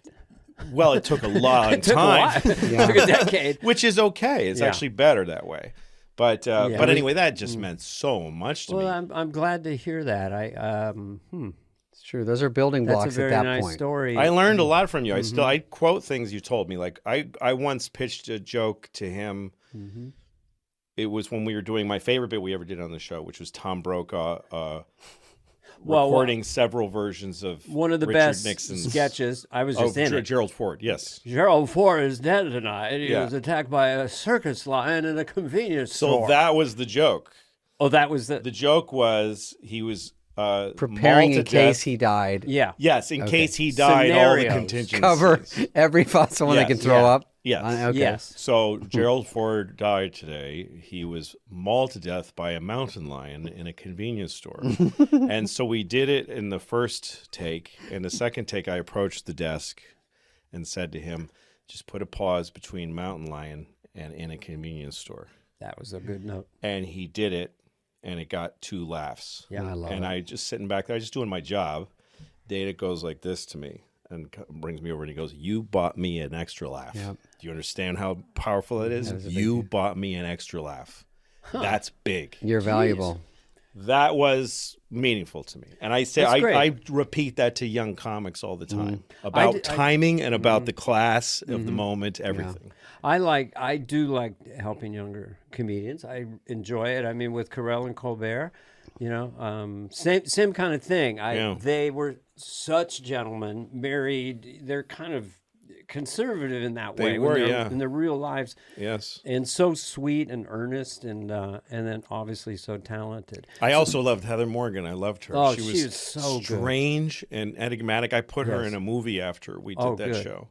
And I loved her. I don't know where she is now, but she was like a groundling person. The groundlings. She was so funny. So you had talented. her as, was it Pat Nixon in a cell or something? So her thing was first ladies as dogs. Yes, and that's I think you can see it on YouTube or whatever, but it's her dressed Who's not as, biting on that sketch? dressed It's as different hysterical. first ladies. all the first ladies, but then she would find a dog that they were like, and she'd That's do it. them as dogs, and it was fucking genius. Yeah. Brilliant. You know what's funny you're saying about that double laugh? Like, I mean, Nate Bargatze comes to mind, but when you're watching and you have an audience that's really in your vibe and they're laughing at setups, like you're getting extra stuff on your way to your big part. Yeah. It's great. When you get a good crowd and you're on your game, there's nothing like a joke turning into 3. That's right. And then some tags. Tags are tricky to me. It's different.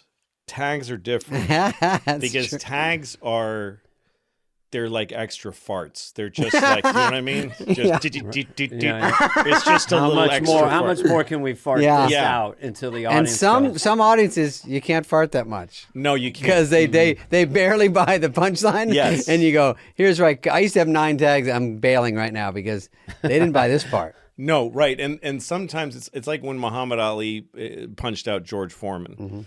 There's this incredible one punch and George starts falling and he had the next punch cocked, but he never threw it. That's right. So he knew he was going down. He watched him go down. And turn, Yeah, like, but he kept it because otherwise it would have been like Too many tags. Yeah. But I like a thing I've been doing on stage recently. I'm on tour again now. It's almost like a pre-tag. It's like they haven't laughed yet, but I'm going to stop here.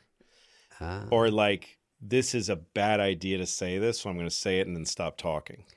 It's interesting if you say something Can you and give us let an example? I'll give you an they're example, laughing which is the on hardest figuring it part out. of every show I do. And Okay. I don't know, whatever. It'll be out there. I don't care.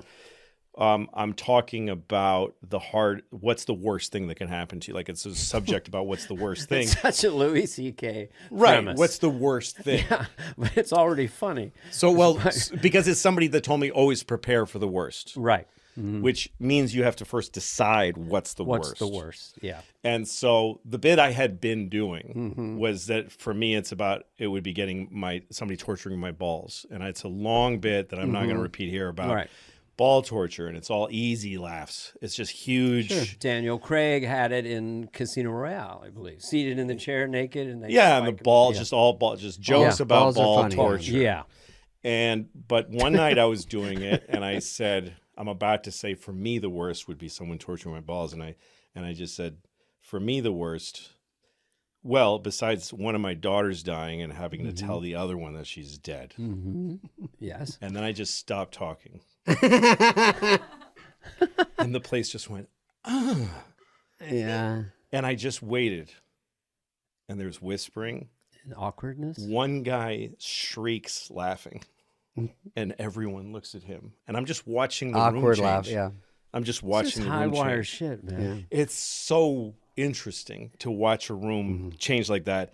And then go, okay, you're done. All right, now the ball stuff. And it still kills. It doesn't hurt. The ball stuff is just the ball stuff. We all forget it happened. But there's a moment This in pause there. is the more interesting It's part. really something. I've done charity events where right before me is a terminal patient in a wheelchair. Yeah. And I thought, oh man, it's over. Yeah. And they need the release. Of course they do. So bad when I go up that it's Yes. actually, because Well, you're because you live creating- in the world with that. So Yeah. it's like if you're being funny, you live in the world where people get hurt and where there's tragedy. Yeah. It's all in the same world. So if you toss the salad a little bit more and let these things be next to each other more, Are you kind of, I don't know where you're, it just seems like, are you even more playful with the form? Yes. Because you already broke it in the early knots. There are so many things we don't have to talk about that nobody had ever talked about and made it work. Like the guy who makes the latte and you walk away and that word comes in your That's head. right, yeah. Like, I watched that in awe. Like, how did he land this? How did you make it okay? So you broke all that. So now it seems like you're a Svengali with stand-up and playful with it because you already have your iconic. So is it more fun in a way to dance outside the lines? So it's the more you do it, the more the spectrum grows of what you can see, what is possible. And as long as you keep trying, as long as you're willing to be uncomfortable, as long as you're willing to have discomfort in the room. So if you always go for what you know works, that's going to get narrower till one day you're going to go like, I can't do this Yeah, anymore. that's You're bored. That's my act. Go ahead. It's natural. If I have a It's- second of silence, I go cry. Not gonna do it. Well, also, 1 second. 1 second of silence. Well, also, you've got trained audiences. Sometimes they yell out when I have a pause, and it's the toughest thing because Yes. you want those things you're trying, or you want to you need 2 beats, not just one. You need 2 before something, and they get in there, and you're If like, that's the worst, because when you feel that, it makes you go faster. yeah, and that throws it off. But that's I had a young guy open for me, Dan Docimo, very funny young kid who I saw on TikTok and wanted to. It's the only thing I look at in these apps is stand up because I don't know everybody out there anymore. And I saw this new voice. I'd never heard of him before. And he's from Chicago. And I was going there to play the Chicago theaters, actually just a couple of weeks ago. So I asked him, come do 5 minutes at the top of the show. And it's interesting to take a guy who's just really a beginner and make him open a 3,500 seat theater, like in a major It's a big concert. room. Yeah. So I watched all of his sets. And I gave him a challenge. I said, do a different set every night. You're doing three nights. And he said, I'll do it. God, to work with Louis, he must shit his fucking pants. So first show, he's really killed. I said, great, show me something else tomorrow. Second show, he did 10 minutes, killed. Third show, I said, you're only doing 5. And again, I want it different. And the crowd was tougher the third show. And I saw him go up there like, this has been going great. And I saw him go, whoops. And then right before the end, he went to a bit I'd seen before. And so Did you spank him? I can't. You look so hopeful. Was he grounded during your set? Well, sometimes if you say something really That would softly, have been a good character for you, a guy who always goes there with every information. Did you spank him? With Yeah. very little No matter energy what. toward it. Did you spank him? Yeah. Did you spank him, guys? In case you're into it too. Did you spank him? Yeah. You go, oh, you did? Yeah. Did I What's spank my him? Yeah. catchspace? But I'm fascinated. You're up there. Oh, so let me Okay, just I wanna finish hear with that. Dan. Yeah. So I asked him what happened. Why'd you go to? Good question. He said there was a moment I felt I dropped. I felt the energy drop. I felt and you're here. You're watching. It's high pressure. I said this is that moment is everything.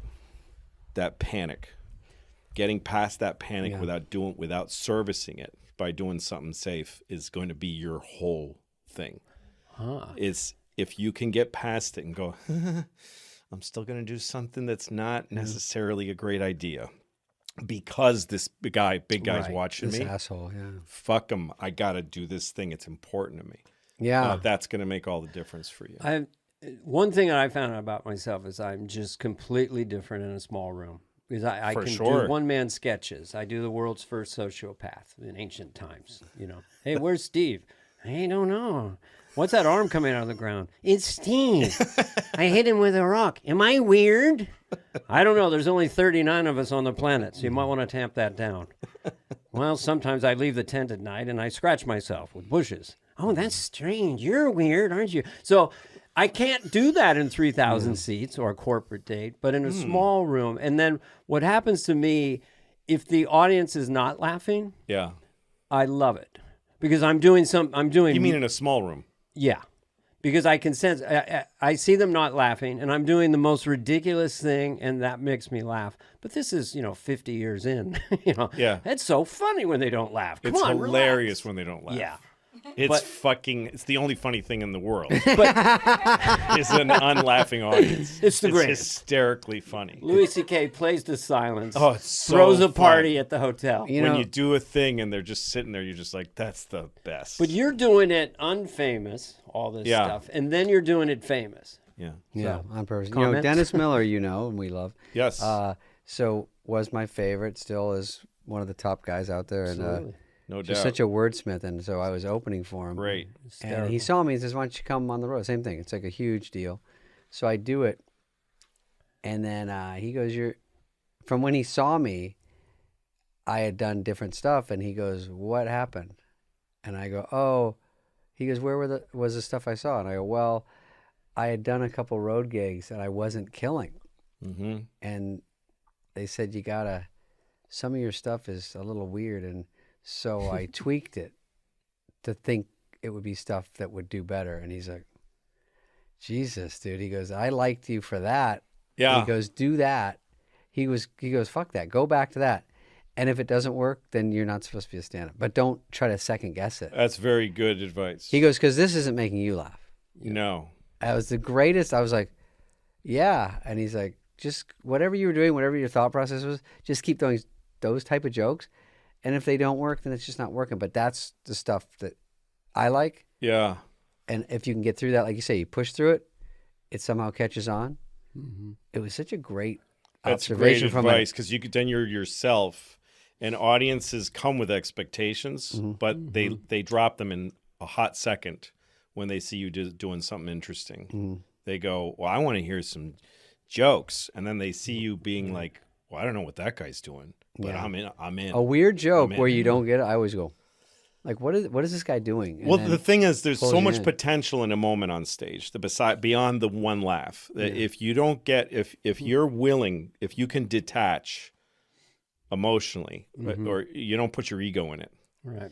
That's the most dangerous thing for a comic is like, I don't like the way I feel when they're not laughing. Yeah. Because it's like being a scientist and you put in some whatever and then it doesn't, and you go, wait, but why isn't it changing into ammonia? Like you should just be studying what happens. And for me, like if I put something out there that confuses them or upsets them, I've just changed the chemistry in the room. That means I have a whole bunch of other things I can do now that are beyond that moment. That different laughs that feel different because they came after discomfort or after confusion. Yeah. Instead of just I've been like, at this 50 years. I feel I'm in a comedy master's school. class. So you should do a master's class. I mean, but that's amazing. I'm really curious of the first time you leapt to a giant room. Did you have to fight harder for being this authentic in each moment because Louis C.K.'s here? The big rooms. Well, the first early big rooms. It's pretty quiet for 10 minutes when there's 20. Are you talking like a Madison It takes Square longer Garden, you mean really big room, really. Well, whatever the first room where you're a little intimidated, like maybe you had to try a little harder to be your authentic. Well, the very first time I did a theater was I opened for Jerry Seinfeld when I was 19. And I got to open for him in a club in Boston, and he liked me, so he took me to some like 1,000-seat theaters. It was before he had his show, but he was already a big deal. Yeah. And he took me to like 5 gigs, and a huge education for me. Yeah, Jerry. And Jerry's something else. He's a guy. Yes. He's a guy to study. As far as a writer, can I give you this one Jerry Seinfeld thing that I love to do? He has a new album out. It's an LP. Yeah. And it's called Paper Clips. Why? So I just like that joke. I don't know why. I did it for Jerry. Paper Clips. Why? With a big smile. Anyway, so go ahead. So you're. I Do you have to work on pauses and stuff if it's a big room? Yeah, so I learned this from Jerry. So I did. I opened for him, and I've just a 19-year-old, been doing comedy for like 2 years or one almost, and I'm just doing my stuff. And it was the 80s, and there was people used to talk about applause breaks back then. You know, it was a thing then. That's what you wanted, yeah. So there was like people, if they really liked a joke, they'd take a long break of applause, and I was like, what the fuck am I supposed to do? I'm standing there and they're applauding. They've shut down my show. Like there's nothing to do. I love the physicality. Yeah, it's just like you're like a what lot. do You're I like bow? Ingram. Locked. Yeah, it's like 3 minutes into the set. Yeah. So I asked Jerry, what do I do? And he said, stay in the bits, stay in the moments, to keep inhabiting the moment that got you that applause. Right. If you're like angry and the bit is about anger and they're applauding, just stay in that, and carry it to the next moment. Still the bit in their heads too. They're like, you don't just drop it. No. Yeah. And I think about that now because a lot of the bits I'm doing in this tour are more about a feeling than words. They're more about conveying a ridiculous emotion, but it's real to me. So I keep, when they're laughing, and I look at them sometimes like, why are you laughing at this? And that if you stick with it, you see it, you feel it start to actually rise. The laughter starts to turn into, and you can feel it changing and stuff. And it's because of your attitude informing it, your body language. Yeah, because you're still in it. You don't just go like, anyway, that's that. A lot of comedians have a habit of dropping their eyes down to their feet between bits. Anyway, I've done it. you know, Sometimes I have a yellow pad and I have my stuff, and I just write, stay there. that's great. And for me, if let's just say I'm doing Joe Biden or something, just stay there. Yeah. If they love it, it'll be 15 minutes. Yeah. That's right. Doesn't matter. That's my new idea in my head is when I'm in a bit, I want to be thinking, this is what I came here to talk about. Right. This one. Yeah. Yeah, I'm just here. This is it. Yeah. So that's in the big rooms, like, because some of the bigger ones, it feels like you have to pump a lot of gas into the room before you can light it. And there's a lag. But if you keep your timing and you keep your They find you. They What's find that? they find your timing. They do, because also you are one. You think you're 3,500 against one, but they each think they're 1-to-1. Yeah. So you have to know that your perception is distorted. Yeah. People used to say, how is it going on TV with 20 million people watching? I go, it's probably 2 at a time. Yes, and they're all watching one guy. And they're just in a room Yeah. with 2 people. It's not that big of a deal. On SNL, you're just trying to get that audience to laugh. You're, not always cognizant. One thing I was found interesting watching you over the years is that you do have a toolkit. Like you have a lot of physicality. Oh. You do a lot of act outs. You have certain voices that you'll use. And you also have, which everyone has, you have a certain, occasionally, you'll just let out a big smile and a big laugh. Sure. And I talked with Jerry about that all the greats have that moment to signal to the audience or to actually just let out release. Yes. But you have a lot of little moves you do that are Louis C.K. moves, that are little act outs. Are you aware of these? Some of them I would try to get rid of. Really? Yeah. Yeah. Just change. Yeah, like I have a voice I try to get off of. I have a voice that when I hear it, I go, get out. What is it? Is it Oh. sort It's of this guy, that guy? and Yeah. he's trying to explain, and he starts cracking because he doesn't think you're getting it, Oh, and then Yeah. he's really upset. But inside, he's going like, "What are you doing? Stop it!" yeah. So, and maybe it's an age thing. I'm trying to be this guy. Open the throat. I go on with hot tea. I open my throat. Yeah. I'm talking like this, and I'm Right. talking. Yeah. I'm a human being, and I'm talking. Yes. I'm in the moment. Right. I'm not chasing a moment or running away from one. I'm in it. And if I start to feel like I'm chasing, I go, okay, all right, get back into it. Take a second, anything. I got a question about your It's interesting. Ticketmaster thing. When did you go from? I always thought it was so interesting. You've got to be the first guy to do it, where you sort of everything's run from Louis C.K. Everything's run from emails. It just you didn't need anyone after a while, right? And did you get any blowback from ticket places, or do you say no more Ticketmaster? I'm just gonna. Well, it was back when the first thing I did was sell my own special on my website. Oh, that was a big deal, yeah. Because I was doing a special each year. I was filling theaters. I was only doing stand up at the time, and I was loving it. It was like the height for me, and I could do 2 hours. It was crazy, and I could fill any place I asked to play. And I wanted to do a special, and no one was doing them. Sometimes that happened back then. There was no Netflix then, and HBO had quit it. They were just like, we don't really do it anymore. There's like a lag, yeah. You don't want to go to comedy. You don't want to go to something too small. No, and there was nothing around, and I thought, well, I'm one of the top guys. Like I'm some people's favorite. Yeah. So like whatever, I'm in the ALDS. I'm in the Division League series. Fair, fair statement. Yeah, and so, how do I use that leverage? Well, what would happen if I sold it myself? What if I created a store for one product and sold this thing by myself? Yeah. And I hired some guys that do that. And they interviewed me about how I wanted the store to look. And I thought about all the things I hated about shopping for things, like having to put in on your address and make them your best friend. I said, just tell them they can buy it and they'll never hear from me again. And just drop your email if you want to hear from me. You know, and so I did it, and it made a shit ton of money right away. And then I had all these emails, and so I was able to, when I toured, also I was able to blast out and sell tickets. And then I started looking at things like Ticketmaster, and you know, the fact that a lot of my tickets were getting sold for like $1,000 on StubHub and stuff, and that was a drag. And people on Ticketmaster were paying like $12 on top for extra fees, and the tickets were a lot. And I always charged less than other comedians. I used to look at what is Kathy Griffin and Jim Gaffigan's price and go a little under. That was my smart. That's how I priced my tickets. Of all people. A little under those folks. Because I respect those two. Yeah. And I thought I just want to be an easy ticket to buy. That's all. Yeah. So, but that made me more easy to scalp. Like it was a better investment. So my fans, anyway, this is a long story. I don't want to take like this much this time. Because it's so interesting to me that happened. And that's what Theo's been talking about when we were doing this movie. He's like, why don't we do like Louis and you just buy it? I think it's a good idea. It works if you already have a following, which you guys obviously have. But it's risky. And I go, I don't think people have done it. Maybe they've done it with movies. I go, should we be the first? I mean, I go, let's watch someone fuck it up and then go, oh, here's what they did wrong. Now we do it. That's right. But to be first is tricky to do.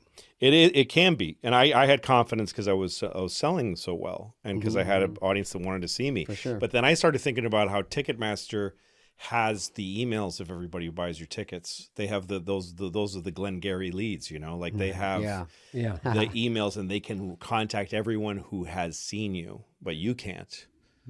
And so we found a ticket company called eTix who would do exactly what Ticketmaster did for $12, and they charged like 50 cents. And they make it white label, which means it looks like it's your company. And so we decided let's just do that. But then we learned that Ticketmaster has a large monopoly on this stuff, and that they pay theaters to not use they pay them a premium to not use other companies. Start finding that shit out. Which is smart for them to do. And I didn't have a problem with Ticketmaster. They had a lot of power. Right. And I created an alternative. Our tickets were way cheaper, and we hired people who were ex-scalpers to keep our stuff off the secondary market. It cost a lot of money to do this. So I made like a quarter that tour of what I would have made. But you put it in place. And it was fun. It was so fun to do this. And I never was anti Ticketmaster. I'm a capitalist at heart. You weren't full Pearl Jam. No, I just was like, let's see if there's another way. And sometimes we would find a room that didn't have a Ticketmaster partnership, and we would engage them, and then they call us back and say Ticketmaster found out we were doing it. But we made that room a bunch of money. So do you four-wall rooms? I mean, you rent rooms? I did back then, but now I just don't have that kind of leverage now. Now I use Ticketmaster. I let them charge what I'm just one of the guys now. That's what Pearl Jam did. Eventually, it's too overwhelming. Much work. Yeah, and you don't have the time to do it. That's the thing. The money aspect Aaron of Brockovich. show business, and then the fun. you know, and That's like right. they'll go, well, we got you this much to play this casino or whatever. And then I go there and the tickets are like way overpriced. Too much. And then there's a few empty seats. You're like, no, I want it cheaper. They don't, we live in different parallel universes. I'm going to tell you, Dana, something you do know, but you don't think about a lot, that the human body is fascinating. But did you know that scientists now openly say that your gut is the cornerstone of your health? The gut is the foundation of overall health and vitality. It's not just about digestion. The gut affects everything from energy to mood to weight management. I knew this. And even longevity. But here's the problem. Most gut supplements only contain probiotics or probiotics and prebiotics at best. And that's why Bioma is different. Go ahead. That's right. Bioma contains all three, David, essential ingredients the gut needs. Prebiotics, probiotics, and postbiotics. Each ingredient is science-backed, third-party tested, designed to work together to support better health from the inside out. Just 2 capsules before breakfast make it simple to take the guesswork out of feeling your best. Go to bioma.com/fly and use code FLY to get Bioma with an extra 15% discount. This is a limited time offer, so don't miss out. Claim your extra 15% savings today. The thing that also impressed me was when you went to FX and they're like, Louis, you know, make a show for us. Genius. And comedians will quote this.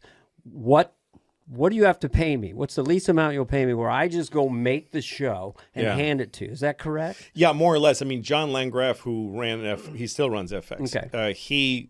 It was a dialogue with him. So Yeah. he was like, I'll give you $150,000. First it was like, I'll give you $100,000 to do a pilot.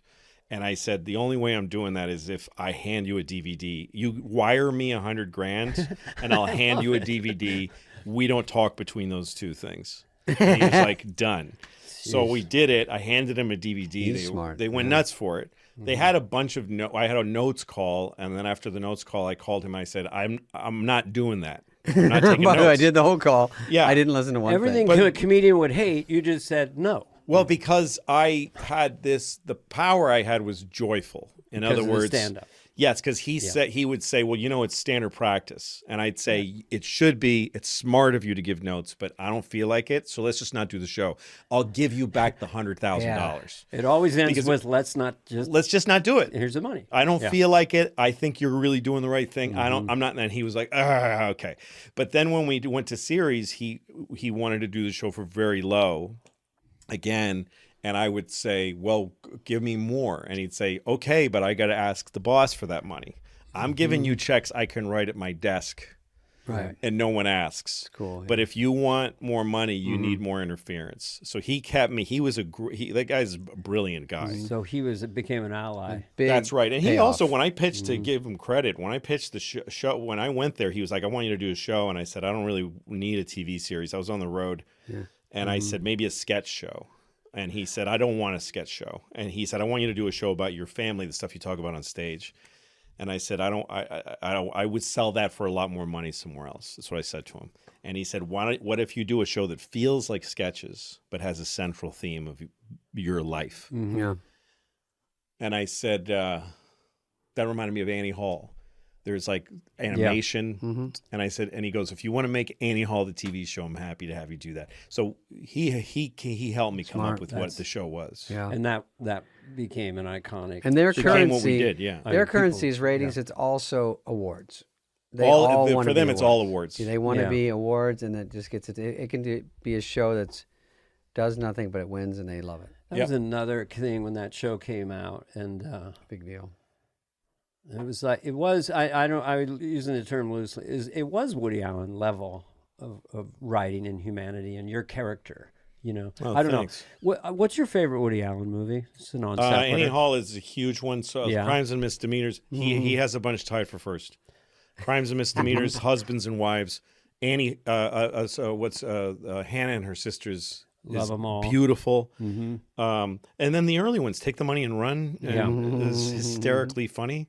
Yeah, for sure. There's one in Bananas. I mean, fuck. I love all of them. Well, every few years, Paul and I will just sort of go through Woody. You know, right? Is Zelig the one where he is sort of ahead of its time? Zelig, he turns into like he's a chameleon. And what do you call it? Bananas. He's in a court. It's a courtroom scene, right? He does the whole But there's this one part where he says he goes to the judge, "This trial is a mockery and a sham. Do you know that?" He says, "Do you know that there's not one homosexual on this jury?" And the judge says, "Yes, there is." And he goes, "Oh, which one is it? The big guy at the end?" Or which There's a movie that's kind of a. You'll know it when I tell you, but it's something in the modern era that makes me feel so good, and it's a Woody movie, and it's a touchstone for my wife and I that we will revisit it, and that's Midnight in Paris. I didn't see it. Holy fuck! Yeah. Wait, is it? Does he fly through the air with Goldie Hawn? No, that's some other city. It's like right? 2014. Is it Midnight Express? What happened with it is that he finally found the best surrogate Woody. So Woody can't play the part, so we put Owen Wilson in. Oh, he would be good. Who sort of have the same kind of rhythms. Yes. Maybe we could just live here in Paris, Yeah. But it's a really fun, if you're ever bored. Midnight I'll Paris. check it out. Yeah, definitely should. Yeah. I like to guess the. Before we let Louis go. Well, I want to mention Before two I things. go, I want to say something nice about David Spade. The from one my and only. past. Please. Okay. So I was a comedian in New York, and the bottom fell out of comedy, like all in one day. Like all the clubs were closing. Like 90. 90. It was 90. This was 1992. Cable TV had come in and usurped Everything, whatever. but all the clubs closed. Yeah. Everyone was, and so SNL had a big changeover of writers and staff, cast. Mm-hmm. And so they were coming to see everybody at Catch a Rising Star. All the comedians were getting seen. And I did a showcase, and it was David Tell was on it, Laura Keitlinger, Janine Garofalo, Jay Moore. A bunch of people got seen that night, and I was put on first. And I hated that I was on first, but there it was. The club owner was he didn't like me very much. Jon Stewart was hosting the show. And so... This is like I can't pay the rent. Like I just want a writing job. I'll take anything. But this felt like the last train leaving for comedy for a lot of us. So we're gonna do the show starts because it's late. They're not there. No SNL people are there, and the show starts and he goes, "You're going on first." I'm like, "They're not going to see me. They're not here." Yeah. And he goes, "Too bad." Jon Stewart stretched as long as he could to kind of set the table. Try to get someone to be in the room while there was an empty table. Oh, okay. There was no people to watch. It's like pointless to go on. Yeah, no one's going to see me. Oh. And so finally Stewart looks at me and goes like this, "I'm sorry." And he brings me on. And I start doing my set for no reason now because I'm happy there's an audience there, but there's nobody. And then they come in while I'm on stage, like 12 people, Jim Downey, the whole bunch of them come in talking, and I'm like, this is fucking hell. Oh. David is in the group. I don't know David at the time. Didn't know him. Maybe a hello once in a while, a little bit. But he saw me, and I saw him do this. Oh, this guy, come here, sit down. He's made them all sit down and said, watch him, watch this guy. He settled this table down, and he made them watch me. And I didn't get the job, but the next day, Jim Downey called Robert Smigel and said, "I'm not going to hire this guy, but you should." And he gave me I got the other last train going, which was Conan. Oh. So it did work out. So I appreciate it. Thank you. Because that must have, if that's the Jay Moore one, of course. I'm glad I did something right. Yeah. The whimsy. Jay Moore, God, and Keitlinger. Yeah. Because she did a year or two. Yeah. That was a big then night. You hosted 4 times. Yeah, you hosted 4 times. I hosted 4 times. You're traveling the world. I just thought this is something that comedians talk about. Okay. Recently about you, and I think Jerry mentioned this. Just again. He mentioned this. He said it. The family trip, and you get the kids in the luggage, and you put the wife in, and then you walk around the car, and that's your vacation. That's your vacation. So that is the walk from the car to your door. That's just such a well-observed moment, and it was done so. It just sticks with me. Yeah. And the recent one, which blew my mind, I guess I saw on YouTube or something, was that you did this bit about Good Will Hunting. I guess you hear about that because it was like, oh no, what he can't, what is he? This movie's for 30, and yet it was completely relevant. And it was so funny, the physicality of the hand you're doing, him typing. Yeah. Him typing the movie and just doing going, I'm like a really tough guy, So but there's- I'm amazing. Yeah. I'm a genius. And I beat up everyone. But I beat everybody Yeah. up. It's incredible. Yeah, and that's just funny seeing that and doing fun just a doing that, slightly altered And you voice. get such a long bit. I watched it before you came over this morning. Yeah. And you get so much out of it. Thanks. There's a lot. Thanks. I still watch your clips. Instagram is good because they come in, like you said, watching stand-ups. You'll see new ones, but you're on there. So I see these bits, and I was trying to remember them to go when he comes in. I got to say this. But there's too many. So it's always good to see one I haven't seen. Yeah. And I'm like, this guy's still I'm pushing trying these to killer bits. for out. now. I'm trying to sum up your advice. It's a little bit like Yeah, the sum it up. emotional warfare of stand-up. Like if you're in a kitchen and had a drink in you with friends, Yeah. that voice back there is not really, and you're kind of telling a story. That's right. That's not there. No. You're not future tripping past. You're just, and so to take that, but have 20,000 look at you or 300, and emotionally calm that down and just be centered. Well, it's saying this to yourself about every moment. There's this feels new and jittery, but it's okay. This isn't the last moment. Okay. Get comfortable. And there's with being potential in this moment. Yeah. And it's gonna pass. And don't savor it, no matter what it is. So I feel that way in life, and on stage it's been helping me a lot. I was asked this once on one of these type of podcasts. How do you turn someone on? How do you turn someone on? Yeah. I don't know how. Well, whatever you guys are doing right now is working.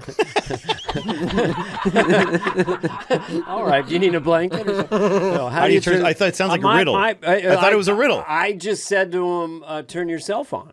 And they go, no one's ever said that. I like that. Yeah. Turn yourself on. So Yeah. sometimes I do try to find a way out of the boredom and the tedium of stand-up to get excited. Yeah. And whether I'm altering something or stepping outside or whatever I'm doing to make myself feel joyful, because sometimes you don't get Sometimes I do think that there's trap.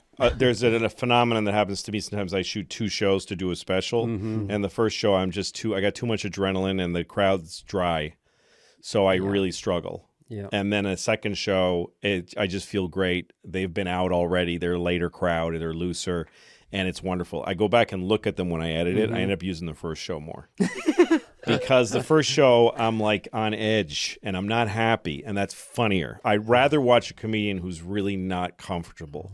We as comedians want to be like, we just want to be like, That's me. hey man, it's going great up here, but that's not fun. It's not fun to watch for stand-up. It's not fun to watch somebody who's in the pocket and feeling really great. It's fun to watch somebody who's like, I don't know how to explain this to you, and I kind of hate you a little right now, and I want to go home. I'd rather watch that. Okay. It's great. I'm going to do a set tonight and apply all these techniques. Good. And there's going to be a giant, I've already made a little text. There's going to be a huge picture of you at the Comedy Store behind me. And I go, this is the guy who told me to do this set. And when they take me off in handcuffs, I go, oh, that's very interesting. Well, God, that's fascinating. No wonder you're still at the top of your whatever. He's at the Istanbul Improv. I'm looking at Dana, all these places. You're all over the play. world. I'm going to Istanbul, yes. Crazy. Yeah. My act Have you doesn't been there work before? India, I'm also going to in India. the Valley. Never been to India, never been to Turkey. I've been to Athens and Bucharest, some of the places I've been to. And they all speak English. They all stand up in English is all over the world now. It's a big thing. Yeah, I play a lot internationally. Well, my stuff about Ralph's work. I don't. If you explain what Ralph's is, yes. Oh, you got to give it a little of that first. Just a little. Yeah. Supermarket. Now we're in. Do you mind if I get a selfie? Oh, no, sorry. Well, geez, well, Louise, can you come back in like a few months again, or whatever you want? We got lots I'm really to talk happy about to be here. I could do it for another 2 hours. That was really we fun. could talk. Thank you, Louis. Thank to you. see you. You're Louis C.K. You're David Spade. Yep. And I wrote a book. It's on Amazon. Oh, Ingram. Go. Yeah. Did you have that book? Can we hold it up? Ingram is the book. Do you have the Ingram book? Yeah. Let's hold that up. We can cut this part because the cover is really cool and the texture of the it's cover. good, thick. Yeah, I like it too. Texture's Did good. they show that to you? Book people are so different than TV people because TV, you're like, you guys don't know what the fuck you're doing, and they ask stupid questions. Right. But book people are smarter than me. Yeah, So like I got an email from this woman saying like I went through the book yesterday. Like she went through the whole book. She's like, I think that your original strategy for commas in the book was better than what the editor did, and I want to restore it. And I wrote back to her, said, I got to be really honest with you, I don't know what the fuck you're talking about. Yeah. Do whatever you think is best. So the cover, I showed them a cover of Grapes of Wrath that I really liked, a vintage version, and I said, this is the vibe, and they came up with this. Brilliant. So. Well, it's all how it's done, and it just looks really cool. Yeah, it nice feels good. The book is Ingram. Here you go. Here we go. A gentleman joins us, Louis C.K. He's going to be at the Comedy Store tonight, at the Ice House Tuesday. Thursday, he'll be at Sir Laughs-A-Lot in Fresno, but right now he's got a new bestseller, Louis C.K. It's called Ingram. Funnily enough. But anyway, that is a cool... See how that's faded. I don't know if it's a Photoshop thing or someone painted it. Yeah. It does kind of draw you in. Yeah. So that's that's full circle what we wanted to talk about. This is your latest achievement. All right, have you had enough compliments? Is the pouch full? A little more, please. More. But it's impressive as hell. Thank you. And when I finish it, I'm going to call you. Good. When you're in I hope so. When I Dana talked to finishes it, Dino I'll call today.